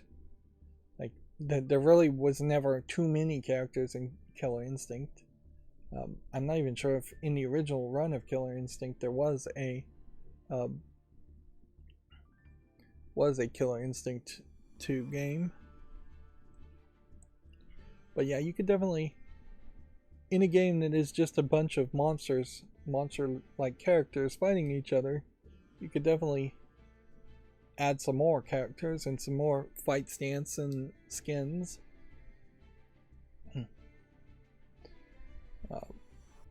So hopefully, you would hope that this is the beginning of a first step to seeing them do more with Killer Instinct. There's always this desire with Microsoft that they would do more with Killer Instinct. I want to say Perfect Blue, but Perfect Zero, I think, is the name of the game. Perfect Blue is an anime, I believe. But yeah, Microsoft owns a bunch of companies that owns the rights to a lot of old games, and a new Brutal Legend game would also be nice. And with Larry Herb no longer being Major Nelson at Microsoft and no longer really being in charge of Xbox, we may start to see some major changes as far as more of a focus on making games and less on the focus of just acquiring companies. We already talked about the Magic the Gathering expansions. It'll be interesting to see what actual cards come out and what they look at, but it's not going to get me interested in actually playing Magic the Gathering. Larian is suggesting that his next game could be smaller than Baldur's Gate 3. The game has seen a massive launch following years of early access. I think that is an important factor to also point out, that while people are super happy with Baldur's Gate 3, it did early access in a way that most game developers just can't afford to and just won't do for years and years and years of just saying this game is not finished. almost certainly Baldur's Gate 3. If it was on my fall list, I would have removed it from the fall list because it would have been in early access for over a year's time, and I would have just assumed it's never going to be finished and it's just abandonware. Because that's how it goes for almost every other game that's been in early access that long. For the most part, I think most game developers now are not using early access, or they need to really think about the justification for using early access. And it's hard to justify certainly a single player game to be in early access that long. But there is a lot of fear overall as far as different game developers getting the wrong message from the success of Baldur's Gate 3. We may see other game developers try to be in early access for years. We may see other game developers try to make massively large games and bankrupt themselves. We could see people trying to make Baldur's Gate 3 but with more microtransactions, or actually having microtransactions. And in a lot of ways, part of the reason why Baldur's Gate 3 probably doesn't have any microtransactions in it is because they were effectively charging pre-orders for years and years with the early access version. There is also the big risk that they somehow managed to avoid, which is that a significant number of players could have had their fill of Baldur's Gate 3 in early access and then not been around to play the game when it actually launched. Although if it's mostly a single player game, maybe that doesn't matter. If it was a multiplayer game, that totally would matter. Yep.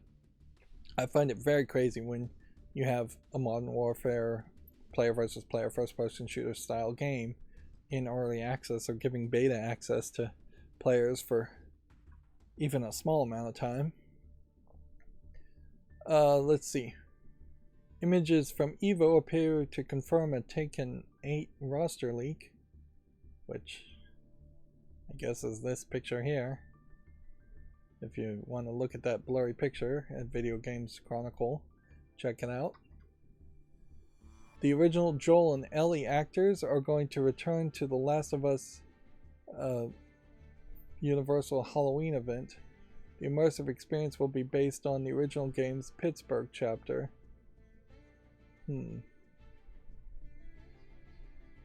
Last of Us Universal Halloween event? Is that what we're calling it now? Last of Us? No, it's The Last of Us Universal Halloween event for Universal Studios, I imagine. So, can you negotiate during a strike? Should you be negotiating during a strike? Or is this actually the actors being scabs?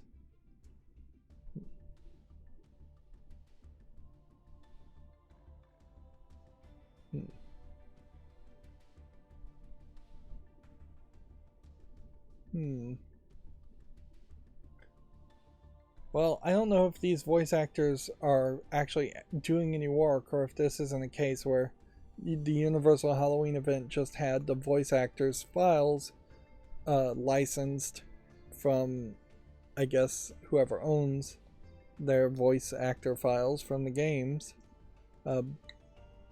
Because to me, this feels like, unless the Screen Actors Guild, Writers Guild strike, it has been resolved by the time they get into the studio and start recording new audio, they shouldn't be getting into the studio recording new audio if that's what they're doing. Maybe that's not what they're doing. This is pretty much, though, an announcement for something that I don't think even would affect the audience of Video Games Chronicle, which is more UK based, since this would be in Orlando and Hollywood. If anything, this is more of a title just to get The Last of Us back into the headlines, but I guess it is some news.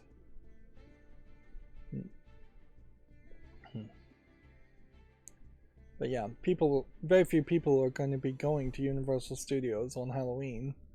So this really isn't national news. This is almost local news for Hollywood and Orlando, Florida. Let's see. Square Enix's share price has dropped amid claims that Final Fantasy XVI didn't meet high-end expectations, quote-unquote. The publisher's share price dropped by nearly 15% following the latest earnings report. I heard something about Apple's share prices dropping yesterday, too, for some reason, and I imagine maybe the stock market itself just dropped. It did seem like yesterday may have been somewhat of a busy day as far as news. We talked about Evo and the USB port problem. This is, if anything, an argument to move to USB-C for everything, and for the most part, USB-C as a connector is, I think, the way everything really should go. It is kind of crazy that PCs still are using USB-A. But weirdly, I also don't see a lot of USB-C to USB-C male to USB-A female adapters. So there's a lot of legacy devices and slower devices that it would be a hassle if you got a motherboard that was 100% USB-C connectors and nothing else. But that is really just going to be the price of progress. I guess there might also be a slight danger that somebody would plug in a power charger into a USB-C connector on the back of a computer, and that might short circuit something if you were to do that. But yeah, I don't think there really is that big of a danger on that idea. But yeah, we need to get away from these square connectors. There might be an argument to make rounded but larger connectors for a type A sized USB-C type connector, but I don't know if there's really a need for the bigger connectors unless you're going to do thicker wires and longer runs, because the one limitation as far as USB-C is that it can only really go about 6 feet. So I definitely have some USB connectors that extend to 10, 25 feet for my microphone and my computer, which is on the other side of the room. So you might run into some problems there, but that may really just be 6 feet for power more than 6 feet for data. But most people also have their computers right on their desk and not across the room, so I could see that being a unique problem for a small group of people. Let's see. Moving on, I need to move faster here. It's already setting itself up to be a long week. The first new Fatal Fury in 24 years, City of Wolves, is getting its first trailer, which Fatal Fury, in my mind, is more of an anime than a video game, so let's see what it even looks like. We're getting introduced. Yeah. So 3D cell shaded CGI fighting game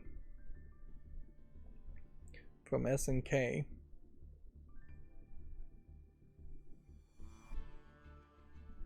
Fatal Fury King of Fighters 15. Logo not really saying 15 in English anywhere. City of Wolves.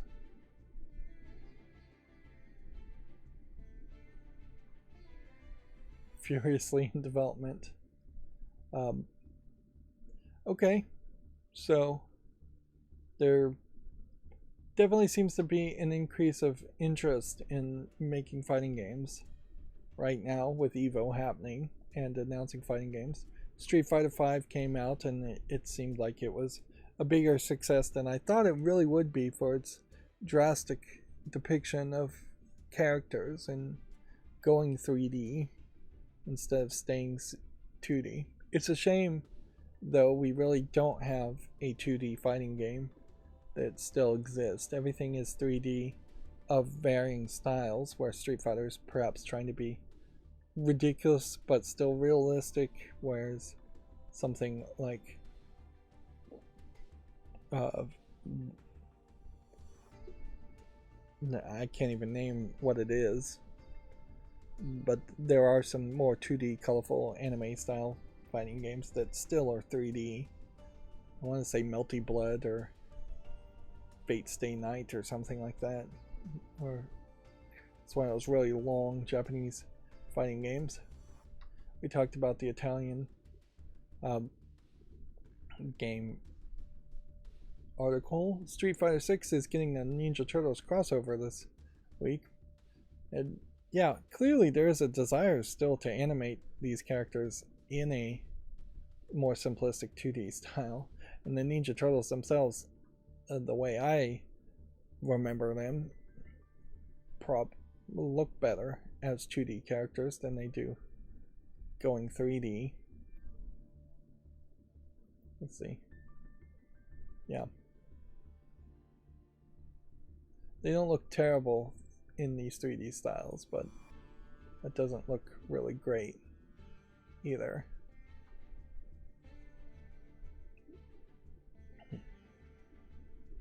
I think in particular, Ninja Turtles look great when you can think about exactly how you're going to pose them and exactly how you're going to depict them.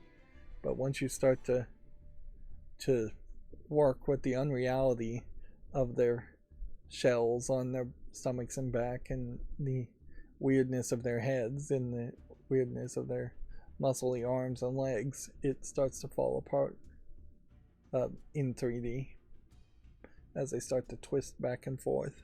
And the lighting situation is way better in 2D here, where you can control the lighting versus shadow casting in a 3D game. Of course, even at that, Ninja Turtles don't really connect to any of these Street Fighter 6 characters. But in fairness, these 2D depictions of the Street Fighter 6 characters are not what they look like in the game either. For more details, the collaboration will include outfits, emotes, and stamps. Might as well mention that. Apparently, Red Dead Redemption is coming to Switch and PS4 next week. The Undead Nightmare will also be included. Which Red Dead Redemption is the second game. They still really haven't done anything with Red Dead Revolver, the first game, if I remember correctly. And I don't know if you really need to play Red Dead Revolver as far as the first game. And then Modern Warfare 3 was confirmed, which brings us to the Komatsu articles. Here's that game I was thinking of. Under Night in Birth 2 Celeste has been announced for the PS5, Switch, and PC. This game series is very much the more colorful anime style fighting game series, but the characters are still technically 3D. This is the best you get, and it is definitely very good, but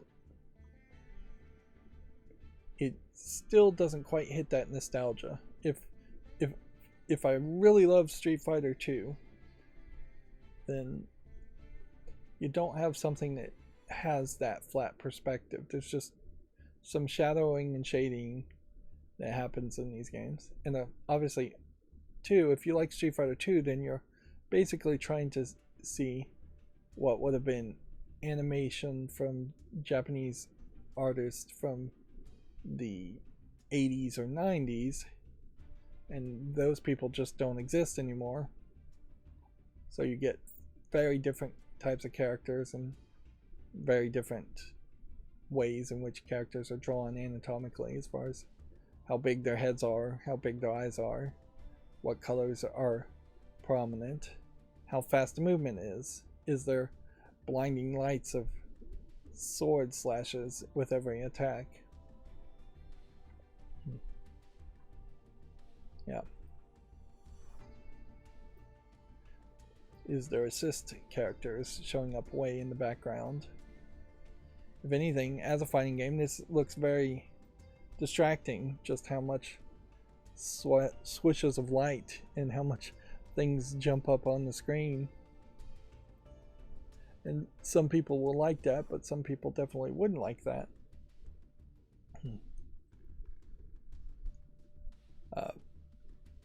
Let's see, what was the story here? Yes, being announced for PC.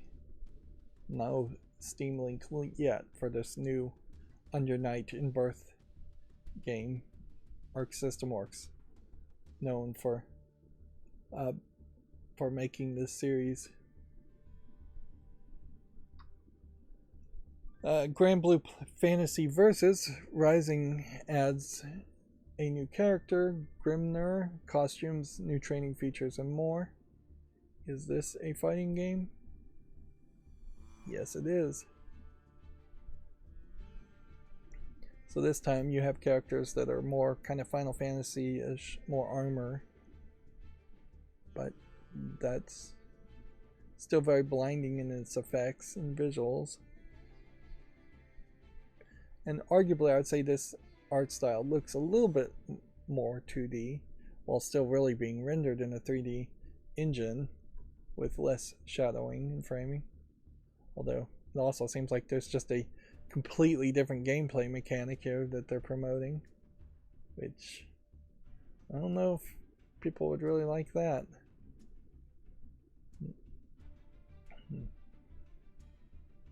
Let's see. Yep. As a fighting game, this one's a little bit more zoomed in and it has a little less of the heads-up display, but you can see assist characters, you can see very colorful magical attacks. It's all definitely falling into that realm of more magical attacks. It's a shame that we're not seeing really a Soul Calibur game or any kind of sword fighting game that would focus specifically on sword fighting or just more traditional hand-to-hand combat. It's all either super fast hand-to-hand combat, like with a little bit of magic, like Street Fighter, or it gets super high into Street Fighter.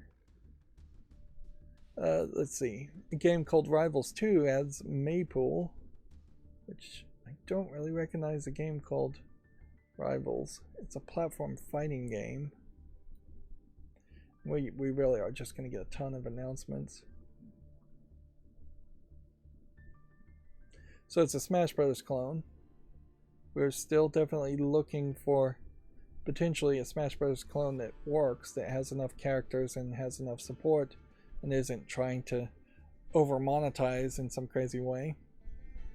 This Rivals 2, I assume, has a Rivals 1 that had some level of success, and by seemingly focusing in on only like 2 versus 1 combat and creating their own characters, it looks like you potentially open up a world that is not reliant on using other characters' creations, which is something only Nintendo with Smash Brothers could really get away with. And even Nintendo with Smash Brothers struggled to get some of the Final Fantasy characters and things like that that people wanted in the game for years and years.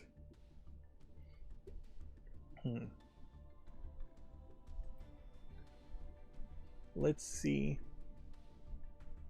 what Rivals 1 looks like. Let's see if we can find Rivals 1. I assume it's this game, Rivals of Aether, from 2017, which is overwhelmingly positive. It is more 8-bit pixely Smash Brothers, though.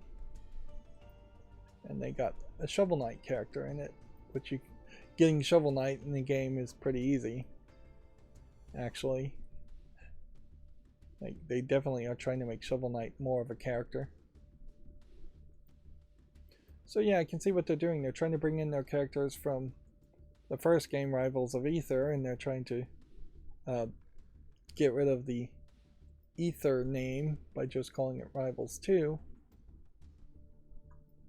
But I would say they probably need more characters, and they probably are between a rock and a hard place as far as trying to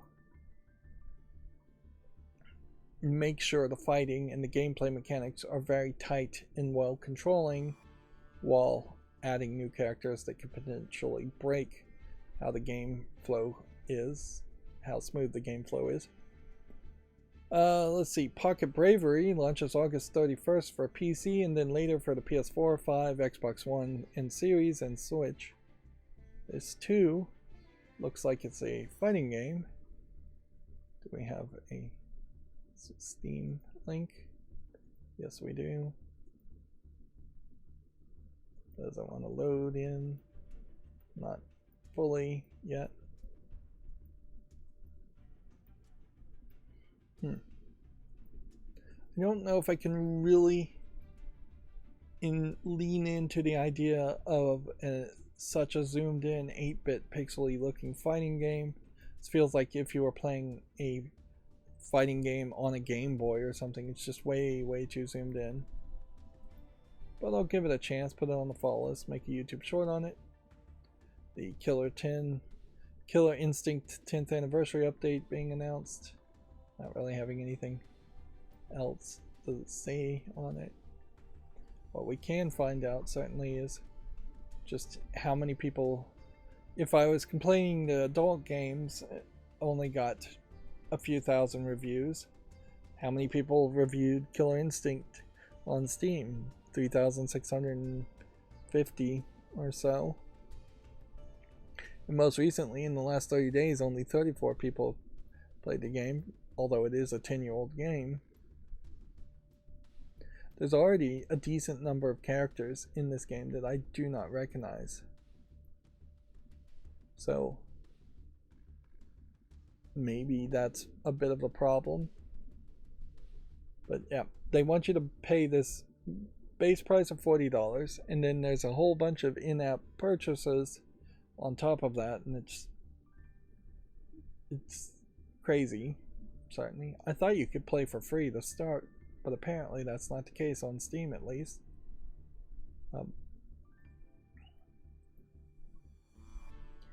But yeah, I feel like this is definitely an experiment in in-app purchases that has been going on for too long, and really should be given up for just a proper release. Killer Instinct coming out for $50 instead of $60 or $70, which they want to charge these days. Make it a little bit cheaper because it's not Street Fighter, and just make a sequel with new characters and no microtransactions. Grand Blue Fantasy Versus Rising and Grand Blue Fantasy Relink new show has been set for September 16th, so that's an announcement for an announcement. Grand Blue Fantasy Festival 2023 has been set for December 23rd through the 24th, another announcement. King of Fighters 15 DLC character Najd launches August 8th, and Duel has been announced.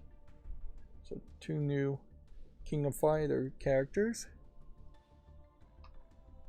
King of Fighters 13 Global Matches launches November 16th. This is apparently the pinnacle of 2D sprite-based fighting, which maybe that's what I've been struggling to use as a phrase, is 2D sprite-based fighting. Although, pretty much we're past the point where if something claims to be 2D sprite-based fighting, it's still really just going to be 3D textures on a 3D model that is just using a visual effect to make it look 2D. The engines are 3D, the actions are 3D. And it really is just going to come down to the shadowing and shading and what something looks like.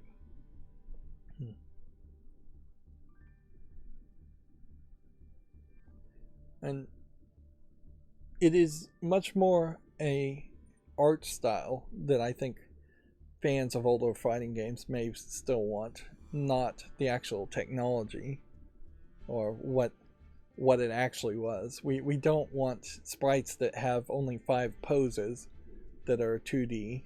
We want something that feels like a sprite that has 5 poses that looks 2D. Let's see. Samurai Showdown's rollback netcode update launches in September. Let's see if this Steam link is on the wish list. Yes, it is. So, it is interesting, I would say, in that I guess this is your closest to a sword fighting game, is Samurai Showdown. You have a fighting tournament, and at this fighting tournament, all your fighting game announcements come out. But that's oddly exclusive to Evo and fighting tournaments. Like, there's no other types of like first-person shooter or third-person shooter tournaments that exist, even though that might make some sense. And even if they do exist, that they are not the point where Modern Warfare would get announced. Yeah, and I guess most other genres just don't have that uniquely diverse audience, or different audience, maybe not so diverse, but I guess that is part of the problem with calling somebody a gamer in general, is it doesn't really mean much of anything. The gamer bros who only play Halo, who I don't think there are that many of those even left, were very different from the people who would be playing fighting games, who would be very different from a group of people who would be playing visual novels or puzzle games or point and click adventure games. Like, we all have different tastes. The people that want to go and watch Barbie in the theaters really should be a different audience than the people that want to go and watch Oppenheimer in the theaters. It would be crazy to say or try to imply that the people going to Barbie are the exact same people going to Oppenheimer, even though that's kind of what they tried to convince people to do. And there's definitely some overlap, but really shouldn't be that much. At some point, if the game industry just grew infinitely and there was just more and more video games being announced each year, it would start to make sense to have tournament events and announcements around those tournament events. But that only works for competitive games. And there are definitely other tournament events where announcements get made, but usually it's something closer to, it's a League of Legends event that announces a League of Legends update, and that's it. Or it's BethesdaCon, or where Bethesda games get announced, and that's it.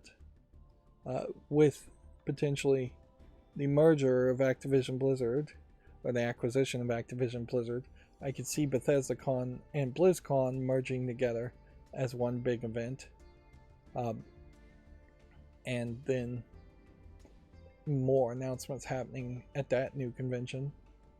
But I could also see Microsoft making a decent amount of money on ticket sales to have 2 separate events as far as Bethesda BlizzCon and BethesdaCon. We already talked about the new Fatal Fury game called City of the Wolves, so we don't have to go over that again. We'll leave it at that. Dragon Quest X online version 7.0 expansion has been announced, but the Wii U and 3DS versions are going to end service on March 20th, 2024. Grand Blue Fantasy Versus Rising launches November 30th, available in standard, deluxe, and free editions. Seriously, it does feel like everything has just moved out of the way in favor of fighting announcements, which does certainly beg a question as to why are we having a visual novel sale on Steam right now instead of a fighting game sale. Is it next week will be a fighting game sale and pre-orders for things like this? Like, you could pre-order things, I guess not yet, but you could add it to a wish list. Wouldn't it make more sense to try to get people to wishlist games when the hype is the highest?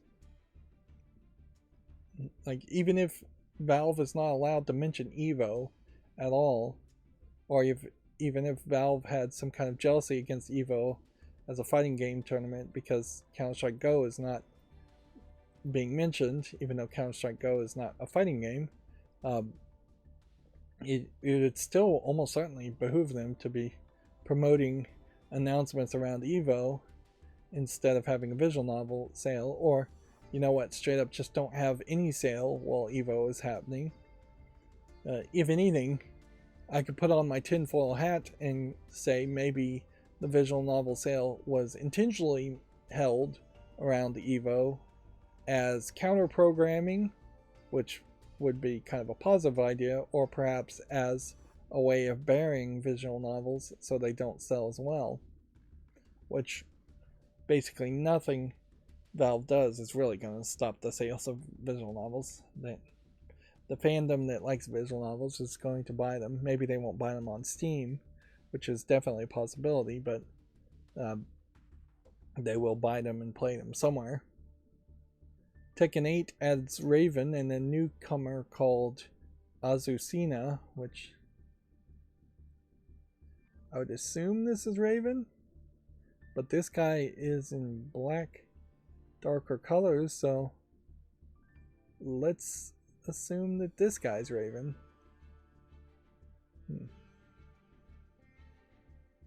Yeah, this guy is Raven. He's got this X scar in front of his face like Stripe or in Full Metal Alchemist. And then this is Azucena, much more colorful.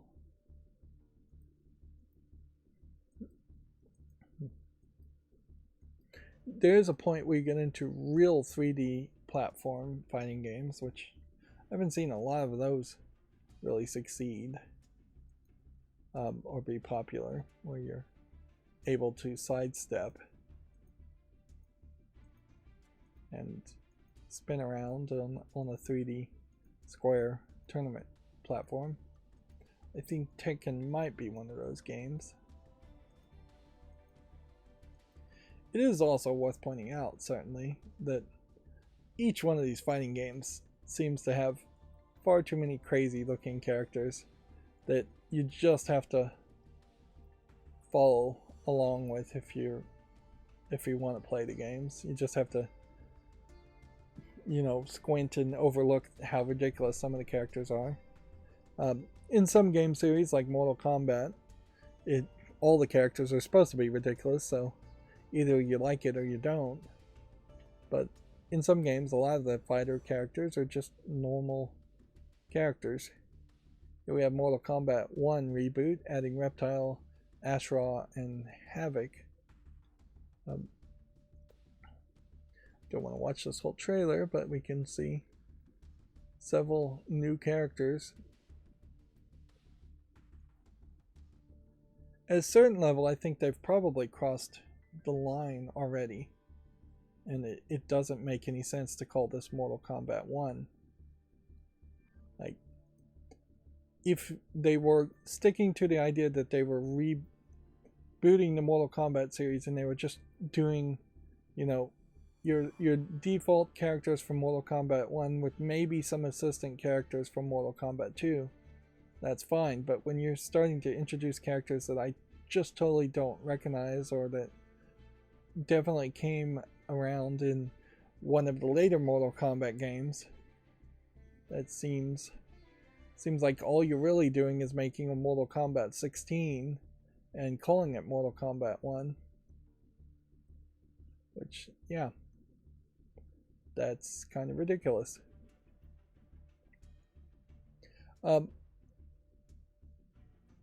There's one fighting game with that character Bridget.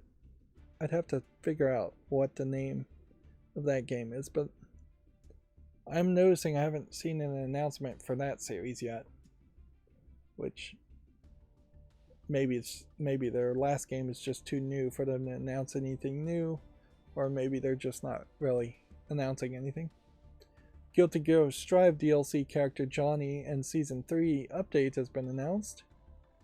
So, they have a nice shirtless guy, nippleless guy. It's amazing how often you'll see that where guys don't have nipples, and that's not as off-putting as it really should be.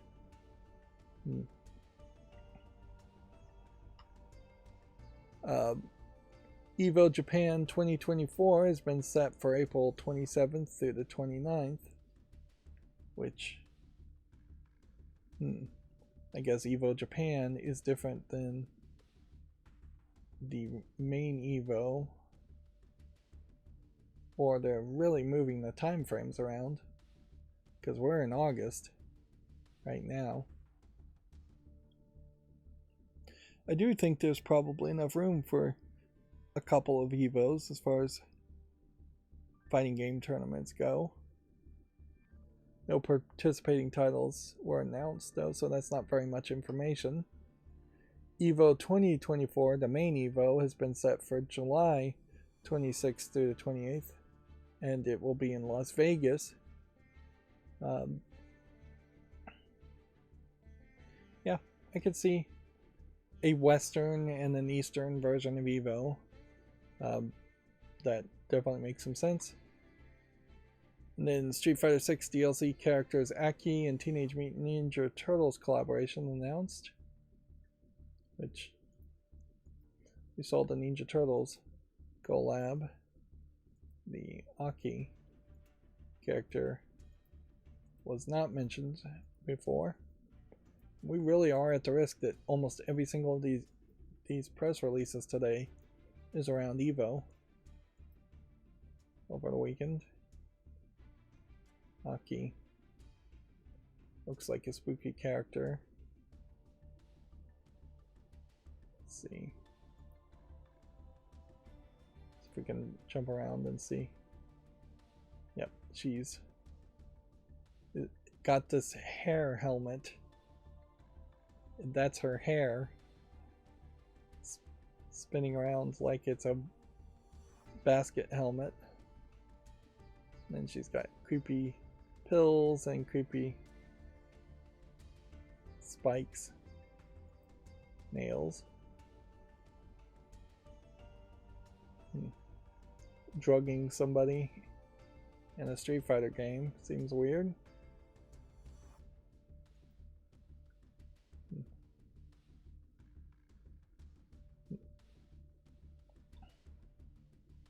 Well, yeah, I'd basically call that a teaser trailer for Aki.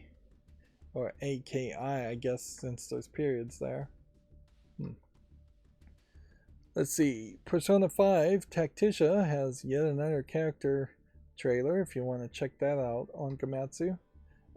Finally, we're back to either older messages from the 6 that aren't Evo related. I wouldn't be surprised, since Gamatsu is really run by one person, though, if he just put out all the Evo press releases today, and then we'll have a ton of non-Evo press releases on Gamatsu on Wednesday.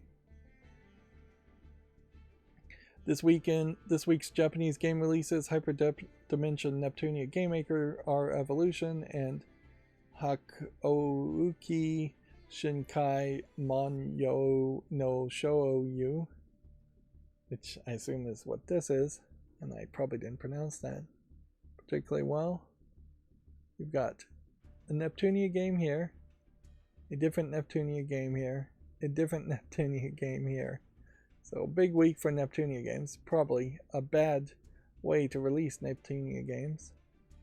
And then a Pretty Cure Soaring Puzzle Collection. And a wrestling game. What looks like a young maiden visual novel. And I guess that really would be your competition, certainly as far as Steam and visual novels, is that they would be looking for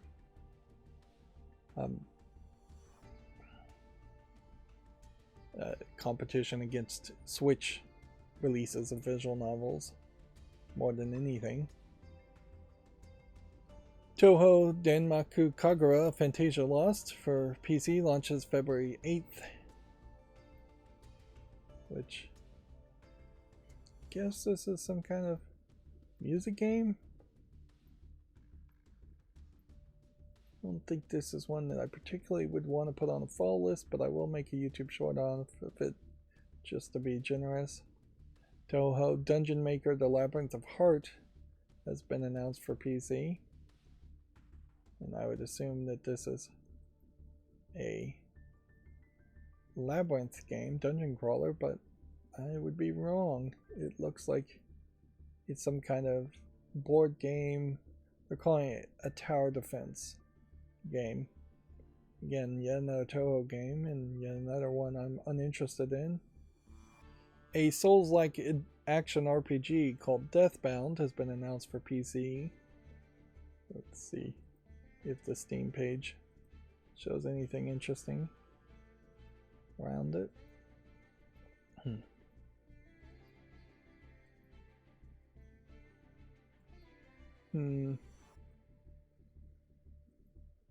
Not particularly anything special, but we'll make a short around it. Then Red Dead Redemption coming to the PS4 and Switch on August 17th. Like a Dragon Gaiden, the man who erased his name, details the Daidoji faction members Kiryu and Akame. Which, yeah. This almost certainly is not the game to jump into for the series. And I'm not sure if there really is a great Like a Dragon game to jump in for the series. Or maybe they're all equally as good to jump into. Although I'm still not really sure if the Like a Dragon series is anything I'd ever really want to play. It feels like, well, in part, I don't even really know if the Like a Dragon series is like the other games that are somewhat similar to it, where you end up doing a lot of RPG side projects and you're just running around the city, collecting milk and doing ridiculous things to get money. And there's just like a big split between the narrative stories where you potentially see a cutscene and have to fight and beat up people and do the fighting game mechanic, versus some games that require you to run around and do side projects. So inherently, I just don't know what the Like a Dragon series is and what the gameplay is. So I need to learn that first before I even had a slight interest in this latest game in the series. I probably still wouldn't be interested. When you talked about the Devolver Delayed presentation, delaying several games, I guess maybe they timed it somewhat well in that they're presenting it right in the middle of Evo, but I don't know why you would do it at all. If you just wanted to hide the fact that the games are delayed, you'd just put out a release, like a press release or a notification to shareholders, instead of making a big event around it. Like, I think legally you really could just send out a note, a letter to shareholders that these games are delayed, and then you would be justified as a public company, assuming Devolver Digital even is a public company. If they're a private company, they don't have to announce any delays, but certainly it would hurt the sales of the game if people tried to buy it and it wasn't available. But yeah, making a whole joke event of it that looks like a Nintendo Direct definitely still comes off as very disingenuous. It's hard to get super mad at them because I don't care about any of these games, but if I did, I probably would be a lot more angry at them being flippant. And then Modern Warfare 3 announced. That brings us to GameDeveloper.com articles. Unity's Q2 Quarter 2 2023 earnings show significant growth from 2022. Campfire Cabal closing, and then speculation from Game Developer that this is the end of or the beginning of an era of self-sufficiency. Final Fantasy's not meeting Square Enix's high expectations. End of support for Dragon Quest X on the Wii U and 3DS. Let's see. Iron Mace secures the publisher for the legally troubled RPG Dark and Darker. Dark and Darker may now be making a return with the new publisher to support it, and possibly early access release is on the horizon. I have not heard of this game Dark and Darker though. There definitely should be a mad rush right now to release as many competitors to Dungeons and Dragons as possible. Although the fact that Baldur's Gate 3 is based on Dungeons and Dragons rule set, and I think might actually be canonically in the same universe of Dungeons and Dragons and fully being controlled by Hasbro Wizards of the Coast that owns Dungeons and Dragons.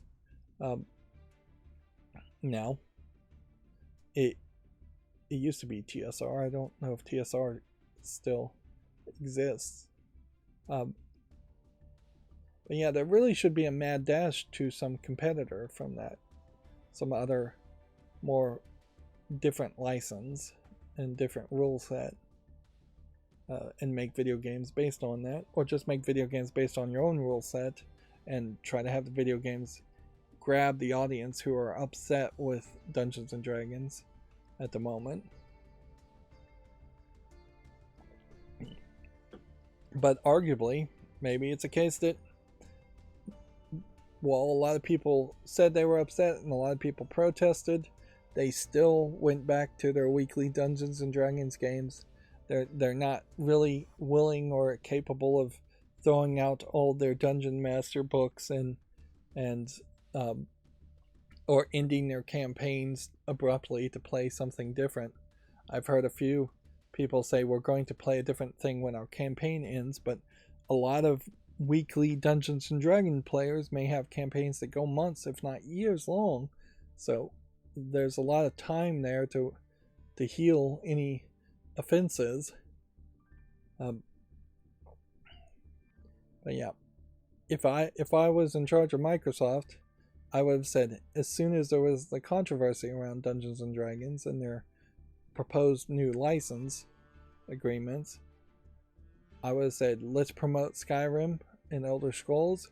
Let's put out something that is an Elder Scrolls like free to use rule set, and let's have people playing Elder Scrolls tabletop gaming to make up for the fact that we haven't released the next Skyrim game anyways.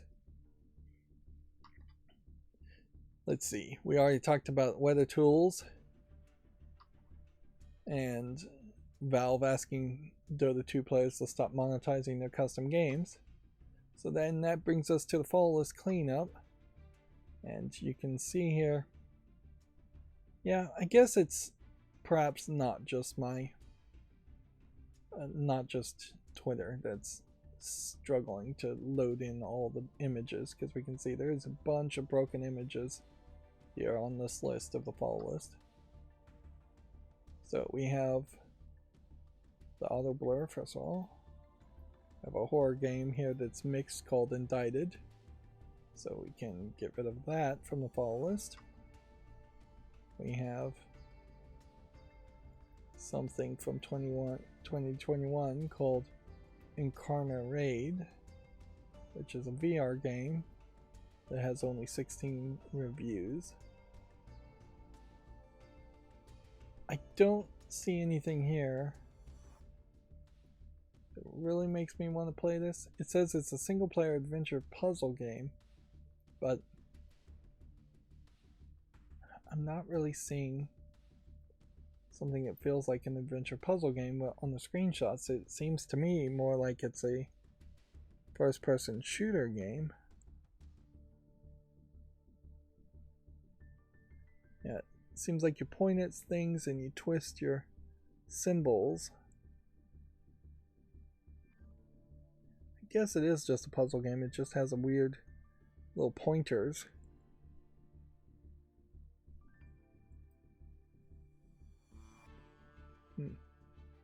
I guess this is going to get into the weeds too much, so I'll just leave this on the follow list. It doesn't look amazingly good. If it had less reviews, I would just say no completely.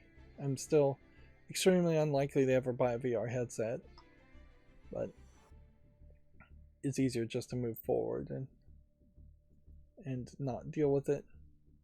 I think my response is probably going to be the same with In Your Books. It's give it a little bit more time, even though it really doesn't deserve it. Actually, I think I can just say no to this because this is from 2022 also, so a year ago, and while it's 72% positive.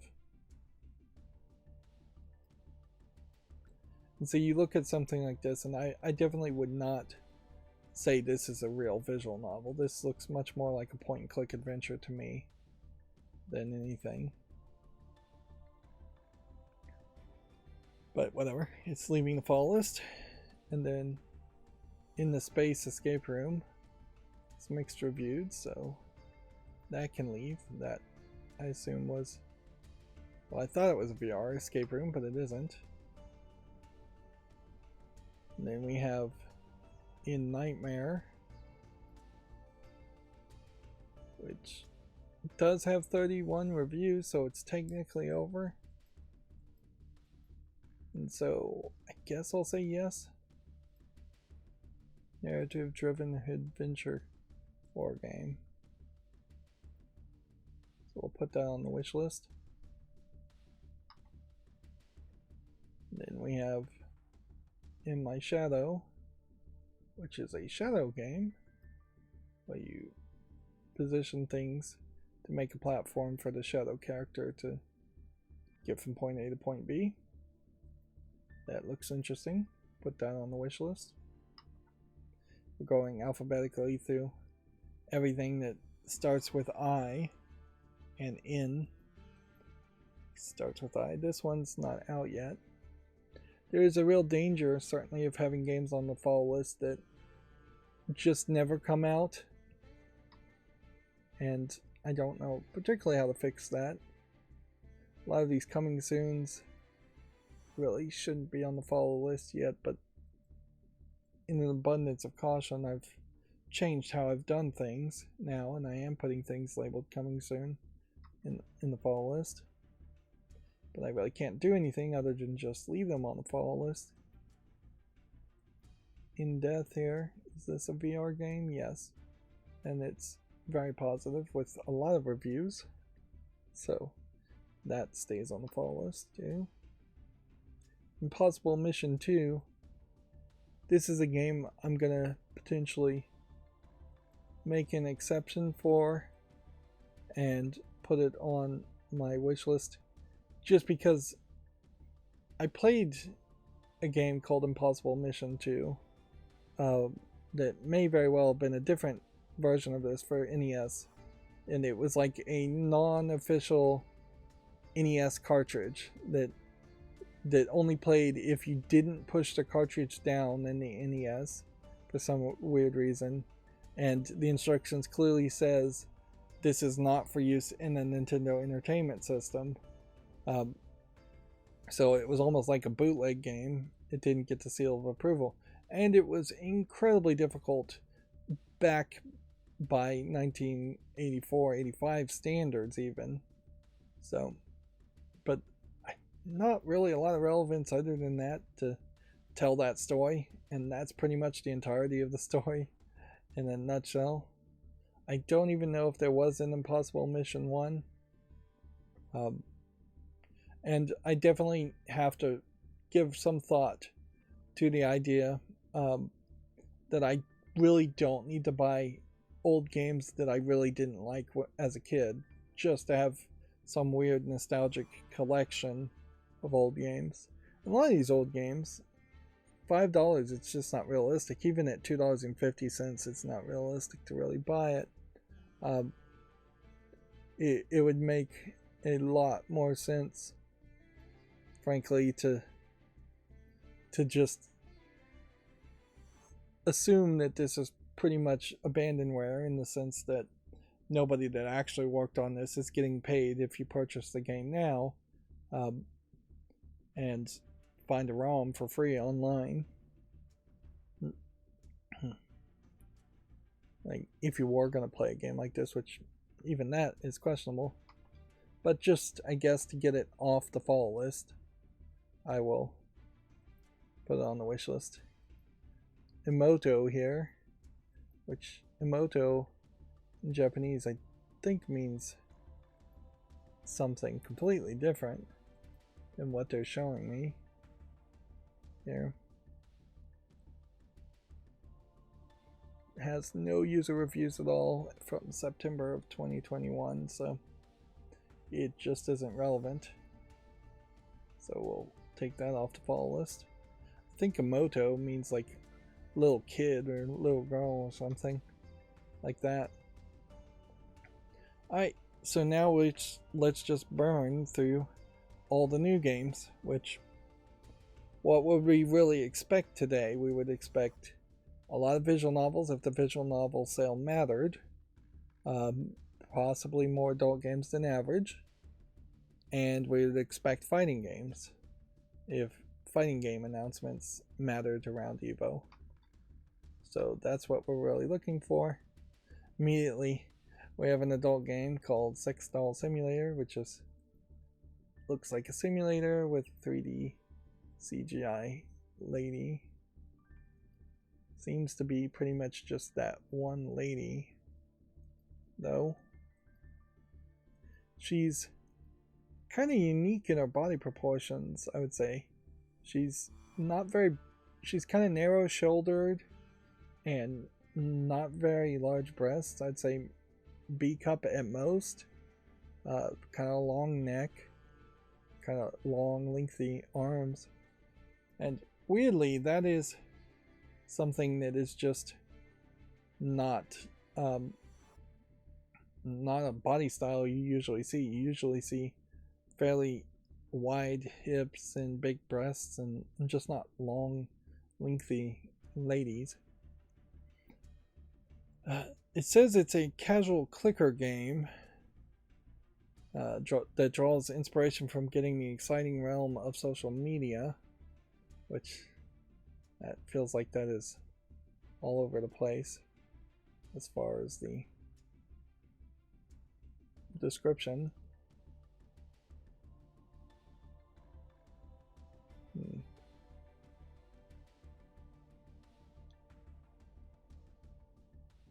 So yeah, what can I really say about it otherwise? It says it supports subtitles for many languages and that it has full audio in English, or it supports the interface for many languages. English, French, Italian, German. And it's selling for $3.11, so the price is pretty cheap there. I wouldn't be surprised if there isn't really that much content here, though.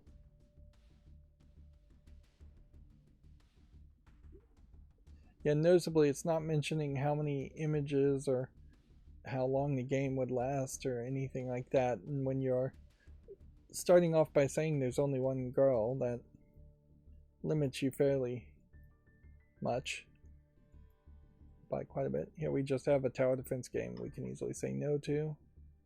And then let me make sure that this game is YouTube family friendly. Looks like it is. So we have a game called, visual novel called Wind Love, although weirdly not tagged as a visual novel is the top tags, instead being tagged as a hentai. Visual novel way down here as far as the tags go. That reminds me, I wanted to show off that the achievement pop-up on the Steam user interface has drastically changed. I don't have it set up to really show it, but it really is just a pop-up screen now, and it's a lot easier to navigate. So you can stay in the library and actually see the game you're looking at or launch the game you're looking at while also having a pop-up window to check the achievements for the same game. This feels to me as a visual novel like it's probably not animated by a good animator in Japan. There's an inconsistency here, like this giant big head here, and then slightly different art style here, slightly different art style here, cat girl here. But yeah, this is a chibi character, where this would be a kawaii character in my opinion, and this would be a different kawaii character.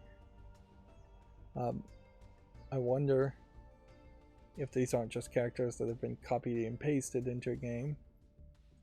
And then I would say this art style doesn't feel like it fully matches either. People are having a positive time with it. It's $4.84, 85 cents. It's full Russian audio, so yeah, that would be my suspicion that this is a Russian visual novel. Which, yeah, what happened to those Russian embargoes? They seem not to really have worked out so much, in that we're still getting these slightly lower quality Russian games, Russian visual novels. Nothing really here super impressive. 10 CGs, 5 backgrounds, original music is really small numbers, so we're not going to do anything with that. Next we have a game called Selena's Unbearable Night, which looks to me like it's a horror game, but potentially facing around a lady just being kidnapped instead of magical monster characters, which is a little surprising. We don't have more stories like that where you just end up in a really bad situation as a character. If anything, maybe there's some gangs or psychopaths trying to kill her, but it all seems to be more like a Saw movie, if anything. Okay, that looks like a monster as far as this character.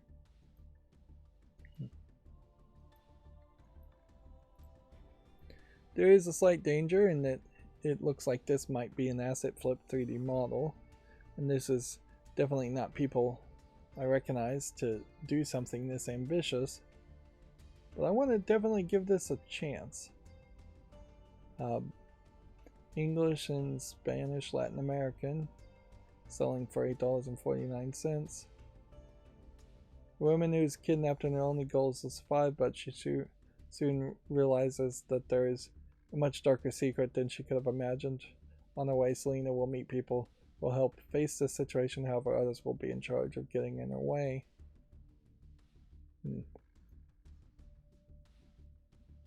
It definitely feels like that one of the Saw games, and like they really are trying to make something close to like a Resident Evil 1 type game. if you were to try to make something like Resident Evil in modern times. Horror Inspection Agency, on the other hand. Is this a multiplayer game?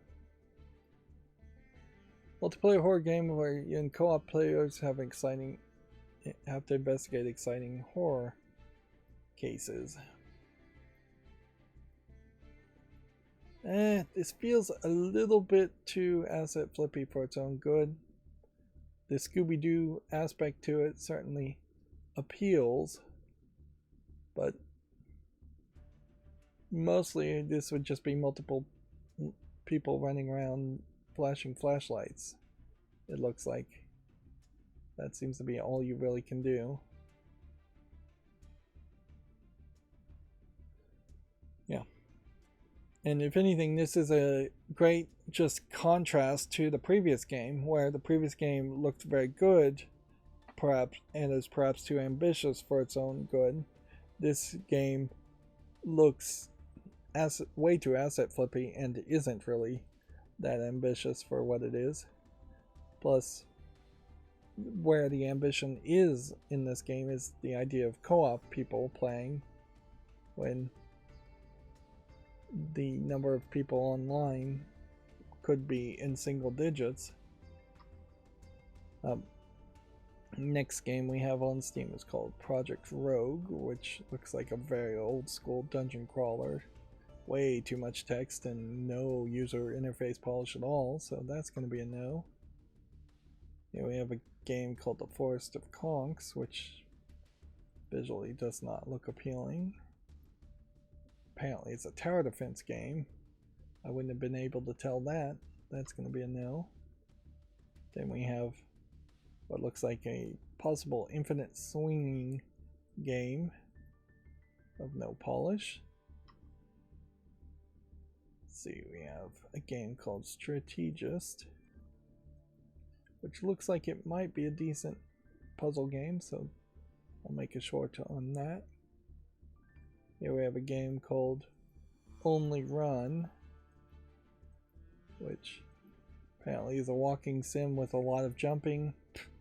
So inherently it's poorly described then as a title. It's not only running.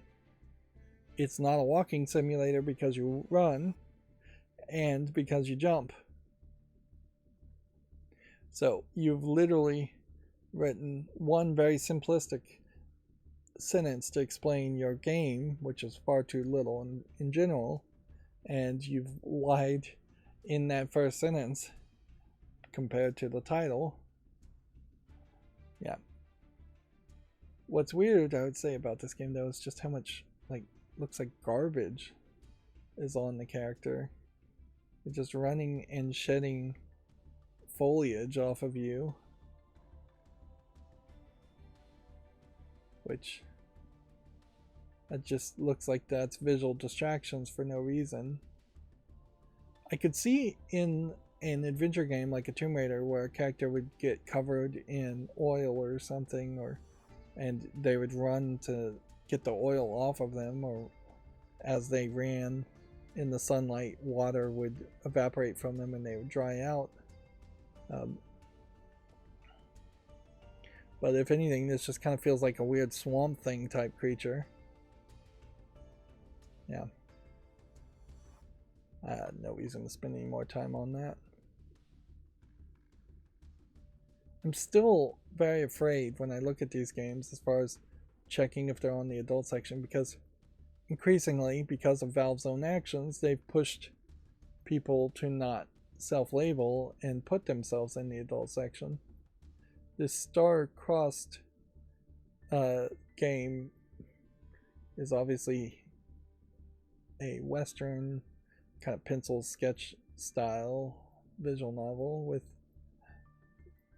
furry type anthropomorphic animal characters too. There was a whole series of games like this though, where where they have these furry creatures and they're just kind of out of nowhere. We've seen less of this recently, thank goodness, though. Less of these just off the wall, don't seem to really have an audience games. Every now and then I could understand a legitimate furry game being made for furries, but furries are a very, very small group of people. They definitely don't need a new visual novel, or won't buy a new visual novel every week or so. That it was really coming out on almost a weekly basis, and it was really just flooding the visual novel aspect. So far, we've seen a couple of visual novel games, and none of them look good for the sale. Next, we have a game called Infection X, which looks like nothing. Then we have a game called A Night in Prison, which looks like the horror escape game. It's not quite visually polished enough. Which is funny because usually I end up saying a lot of the horror games that are asset flip horror games look really good, so you really are dropping the ball quite a bit when this looks like a previous generation game. And some of that certainly would just be lighting. You know, if you took this exact same scene and you light mapped it so it was much darker and spookier, instead of there being a light source here and it seemingly lighting up the entire room, my feelings on that appearance would be drastically different. Same case here. You have a light source here, a light source here. If this was just a very dim bulb here and here, and it was very dark this way, you could hide a lot of the flaws of this game by just making it darker, which a lot of horror game developers do in the screenshots. Okay, next we have a 2D colorful adult visual novel called To Have and To Hold. I see a lady and a guy, and I think it's a lady and a guy. It might be a guy and a guy. Come to think of it. Yep, no, it's a guy and a guy. So, yeah, a top and a bottom, I guess. And it looks like they're mostly just having conversations, and then there's like 2 screenshots of them making out and having sex, so not really a lot there to say. The game is free, and it is in the adult only section, which with the screenshots being full nudity, that makes sense. I'm not seeing in any of the screenshots any penetrative sex, which for a gay story may really be a little disappointing. The story must be really short. It says they get drunk, and then they also happen to be first cousins. And it really feels like there's maybe 2 encounters overall. It says it has 40,000 words, approximately 2 to 4 hours of reading. It's a cute boys' love story about a couple of cousins, drunken confessions, emotional angst. Yeah. It's really not promising a lot, and it's English only, but it is free, so the price is right. And at a certain level, I could see that working rather well. I don't know how you make a business giving away your game, but I could see giving away the first game in a visual novel series, and then selling sequels if you can tell a good story, or just giving it away because you just want more people to see it. But yeah, I definitely think you'd get a bigger audience if the games were close to free or free, versus a lot of adult games being way too expensive. Let's see, next we have a game here called Horror Loop, which is prettier than the last horror game and darker, hiding a lot of problems, to the point where I would claim this game has dark screenshot syndrome, where you're not really seeing anything. But yeah.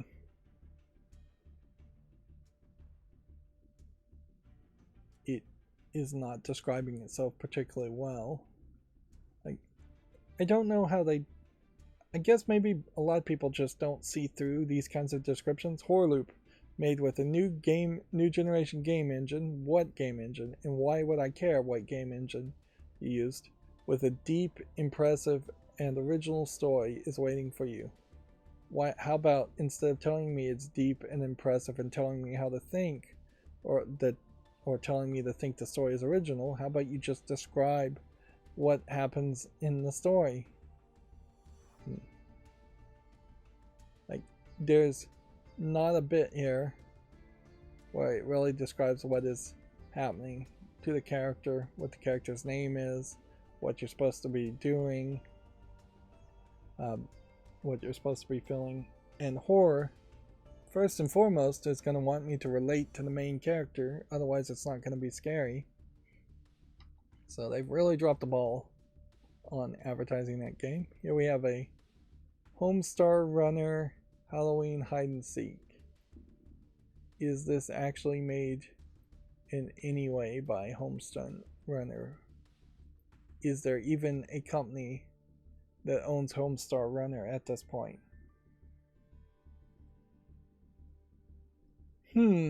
Well, the good news is I am not capable, and thus I don't have to really investigate the legalities of somebody making a new Homestar Runner point and click game, but I do know that there's a small fandom, probably even now, that are fans of Homestar Runner games. There was another Homestar Runner game that I covered, and people were really... It was one of the old Telltale games. And they definitely aren't asking much. So yeah, definitely I'll put this on the follow list and give it a short. And potentially that might even get me some clicks of people searching Homestar Runner. Next we have an adult game called It's a Gluttonous Life, which... There's an anthropomorphic kangaroo with a giant distended belly, and I'm wondering... And then there's an anthropomorphic hippopotamus girl with giant mammal breasts exposed. So you've got a giraffe with giant mammal breasts too.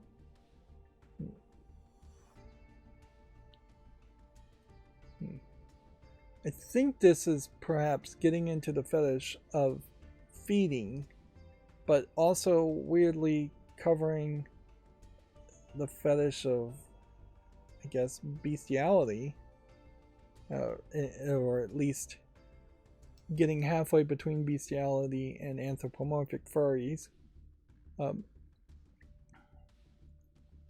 which that's too many fetishes too far away from each other. This is really just crazy images I'm looking at.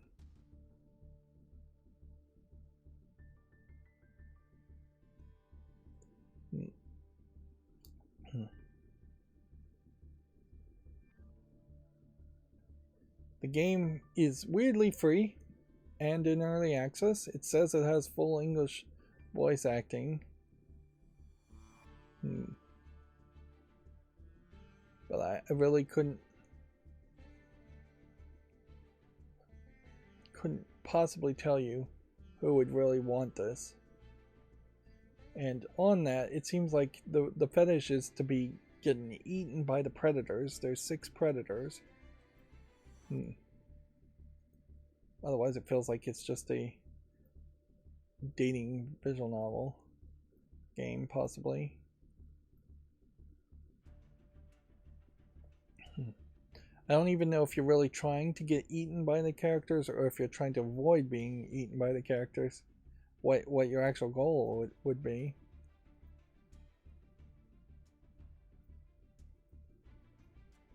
I've seen a lot of craziness in adult games, and this one certainly feels like it is taking the cake. And it definitely seems like you want to be eaten, and that's part of the fetish. Weird. Weird to say the least. So next we have another adult game called Akagura, Aikagura, and it looks like it's frankly just a beginning of a game, but not a full game, like where you have a character that can hack and slash goblins and is fighting, and it's kind of like a side-scrolling hack and slash game. And then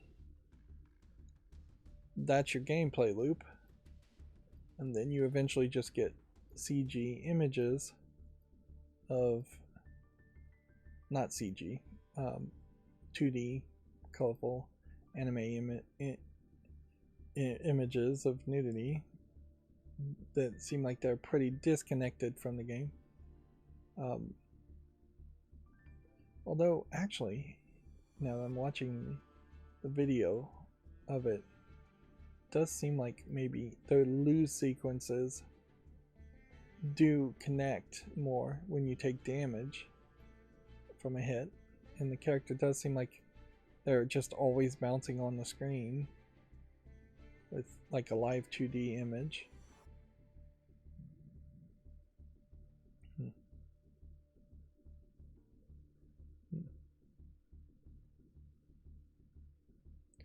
And weirdly, this is a game where the anime girl has also been swallowed by a frog, but it's a giant frog that looks like a frog. Now they're showing her being crushed in the throat or mouth of the frog. I would applaud this game for maybe doing a better job of integrating the gameplay with the adult content, which many games don't do, but it still doesn't feel particularly great. It's $15.99. Akagura, Aikagura, says it has full Japanese audio, and we really are going through a lot of adult games today again. It's like we've seen that turn up. I guess I will put this on the follow list. I want to see if perhaps there's some better reception to that. I wish there was a secondary list I could put these games on, though, for that reason. And we must have some level of bundling happening, because the next game is, well, technically not on the adult section. I would still say is probably not YouTube family friendly. It's yet another game, I think, from the exact same publisher, where it's called Tetris Bliss, and it's just like 4 to 8 pictures, and you're just doing Tetris with the pictures, and that's pretty much the entire game for $1.39. We've had 3 or 4 of these types of games with what look like almost the exact same characters, with cleavage showing, and that's pretty much it. But not in the adult section, not self-labeling, not saying there's any mature content at all, although it is tagged with both sexual content, nudity, and hentai, so none of those tags seem to affect whether something's in the adult section or not. And yeah, if anything, it feels like maybe it's a case that this publisher, YS, this developer publisher, is relisting similar games or the same games. This time it's just Flappy Bird characters and characters in bikinis.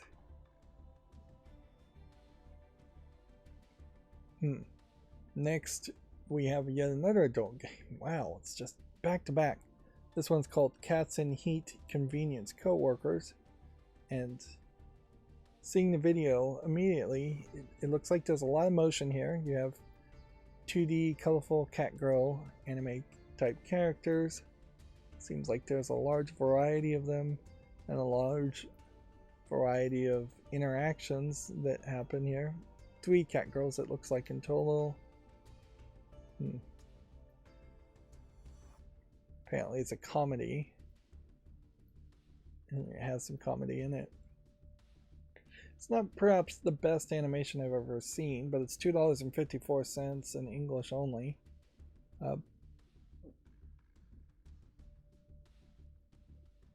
Yep.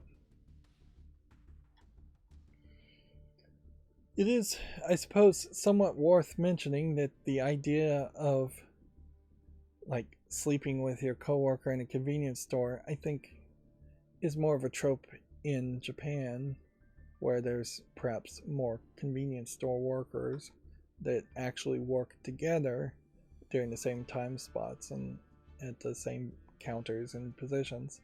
Whereas in the West, if you were working at like a 7-Eleven or a gas station, there's a decent chance that you would be the only person in the store during your shift, and there would be or if you were working at like a grocery store and checking out groceries or something like that at larger stores, supermarkets, things like that, you may be standing at a checkout counter that's like 20 feet away from the next coworker instead of standing side by side.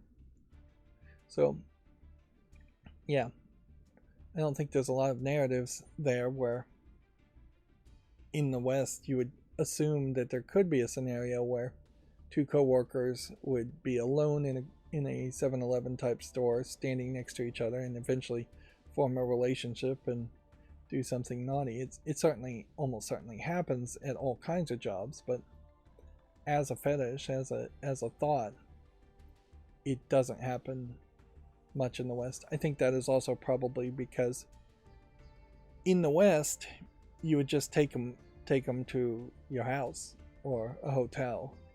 Like you wouldn't be doing it in the office, in the convenience store, in the outfits that you're still wearing for your job. I doubt very many people are making out in the back of a McDonald's or something where yeah, a lot of people might be around. This game Slinger doesn't look like anything that interests me.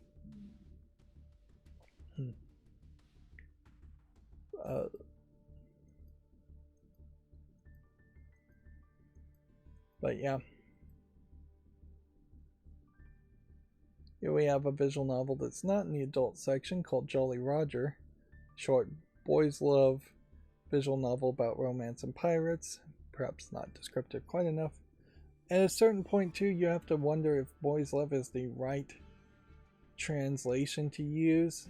Yes, boys love directly translates from yaoi, but when you're showing a pirate guy who looks pretty old and another pirate guy who looks pretty old, the boys part of that doesn't particularly translate, and you probably are just better to say gay instead of BL, which you'd have to know what BL stood for boys love anyways. This one is English and Spanish. Definitely are seeing a lot of tower defense games and a lot of visual novels, but no real quality on either. This isn't the worst looking tower defense game ever, but I'm not gonna do anything with it. Mechanical Growth. It's a virtual reality game in a post-apocalyptic world. Well, that doesn't look interesting. So, moving on. Let's see. Videoverse is another visual novel, although the art style here looks better. Relive the days of the past social networks and dive into fictional video games where the Kinomoku Shark gaming system and its online social network Videoverse are still popular. Interesting. that is a different narrative than just dating people or sleeping with people, which is most of the romance stories, or romancing people.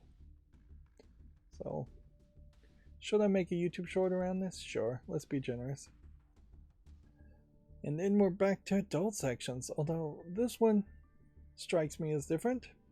We have Gyno Tales Season 1, which seemingly is a short adult visual novel where you play as a gynecologist, which is not really as exciting as you would think, I'm sure. You're going to be looking at a lot of old ladies, sick ladies, not pretty ladies, and a high percentage as a gynecologist. Let's see. It's 3D CGI characters, and I guess if you have a fetish around being a gynecologist, then there's maybe something here. Perhaps working on the fetish of fisting or fingering, but which really a gynecologist wouldn't actually be not using a speculum and just sticking fingers up there in most cases. Apparently there is a fetish around this though, because it's already mostly positive with 13 reviews. It sells for $8.49. It supports English, Chinese, Russian, and Japanese. Seems to also include self-harm, suicide, and extreme violence, drug and alcohol abuse, which is quite a lot there. I guess one of the things that they're selling this on as a description is that there are high definition renders of different kinds of female genitalia. Which I guess if that's what you're looking for, at a certain level almost every woman is different, so I don't know if you're really fully satisfied if that's your fetish to see that much variety. They're showing about 5, and they are fairly widely different looking, but you could have thousands of different looking images just by going to a porn site. Yeah, I don't think there's anything here for me to put this on the follow list for, but it is an interesting spin in a different fetish that we haven't seen much. If anything, its desire to be hardcore and show lower genitalia is a potential balancing force for just the large amount of boobs that you usually see in the softcore games that don't really show anything of as far as the lower extremities. Next we have a real-time strategy game called Within a Dead City, which I don't think I want to play, but I will give a YouTube short to. And then we have yet another infinite jumper game, this one called Void Runner, and if anything it seems like maybe you'll be moving horizontally a little bit more to start with, but eventually you will just be going up and up and up. I will say for these asset flip infinite jumper games, this one seems to have a little bit more going for it as far as just how much stuff is around, and there's actual movement there and a time slowdown mechanic that we're seeing in the gameplay, so that's something, and an actual animation of the hands grasping for a ledge.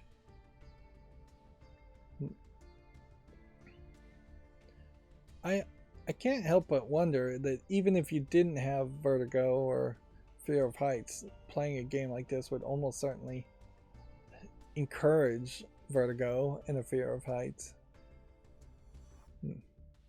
And I seriously doubt if you had a fear of heights you would ever play a game like this, let alone it helping you overcome a fear of heights. Fear of heights are generally fairly healthy, at least a little healthy. You can actually fall. The fear of snails is not healthy in the sense that a snail isn't going to do anything to you. The difference is to have rational fears of heights, to be in situations where you're safe. Going upstairs that are safe and have arm rails is fine. Going up crickety stairs that are breaking and don't have safety rails or arm rails is not fine. Not as safe. Moving on, we have a game called Local News with Cliff Rockside, which doesn't look much like anything.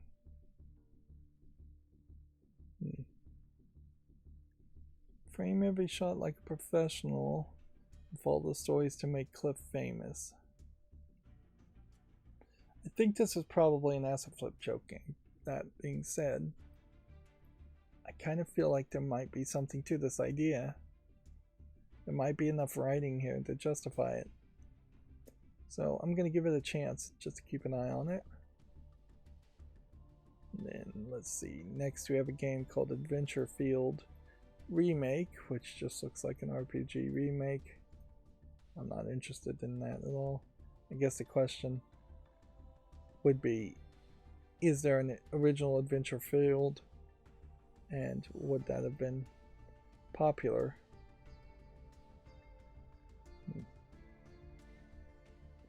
Let's see. Adventure Field 4 has 4 user reviews. And Adventure Field 3, 2, and 1 are not listed on this list. Such a generic name almost certainly implies that there has never really been any interest in Adventure Field as a series. We need to hurry up. How many more games do we have? Quite a lot. Wow. Red Titans is a shoot 'em up game. I guess I'm not putting shoot 'em up games on the fall list. I may have done that for some, but I will make a YouTube short on it. Here we have a game called Robotherapy. Looks like you could call this a visual novel, but weirdly it's not tagged as one of the main tags.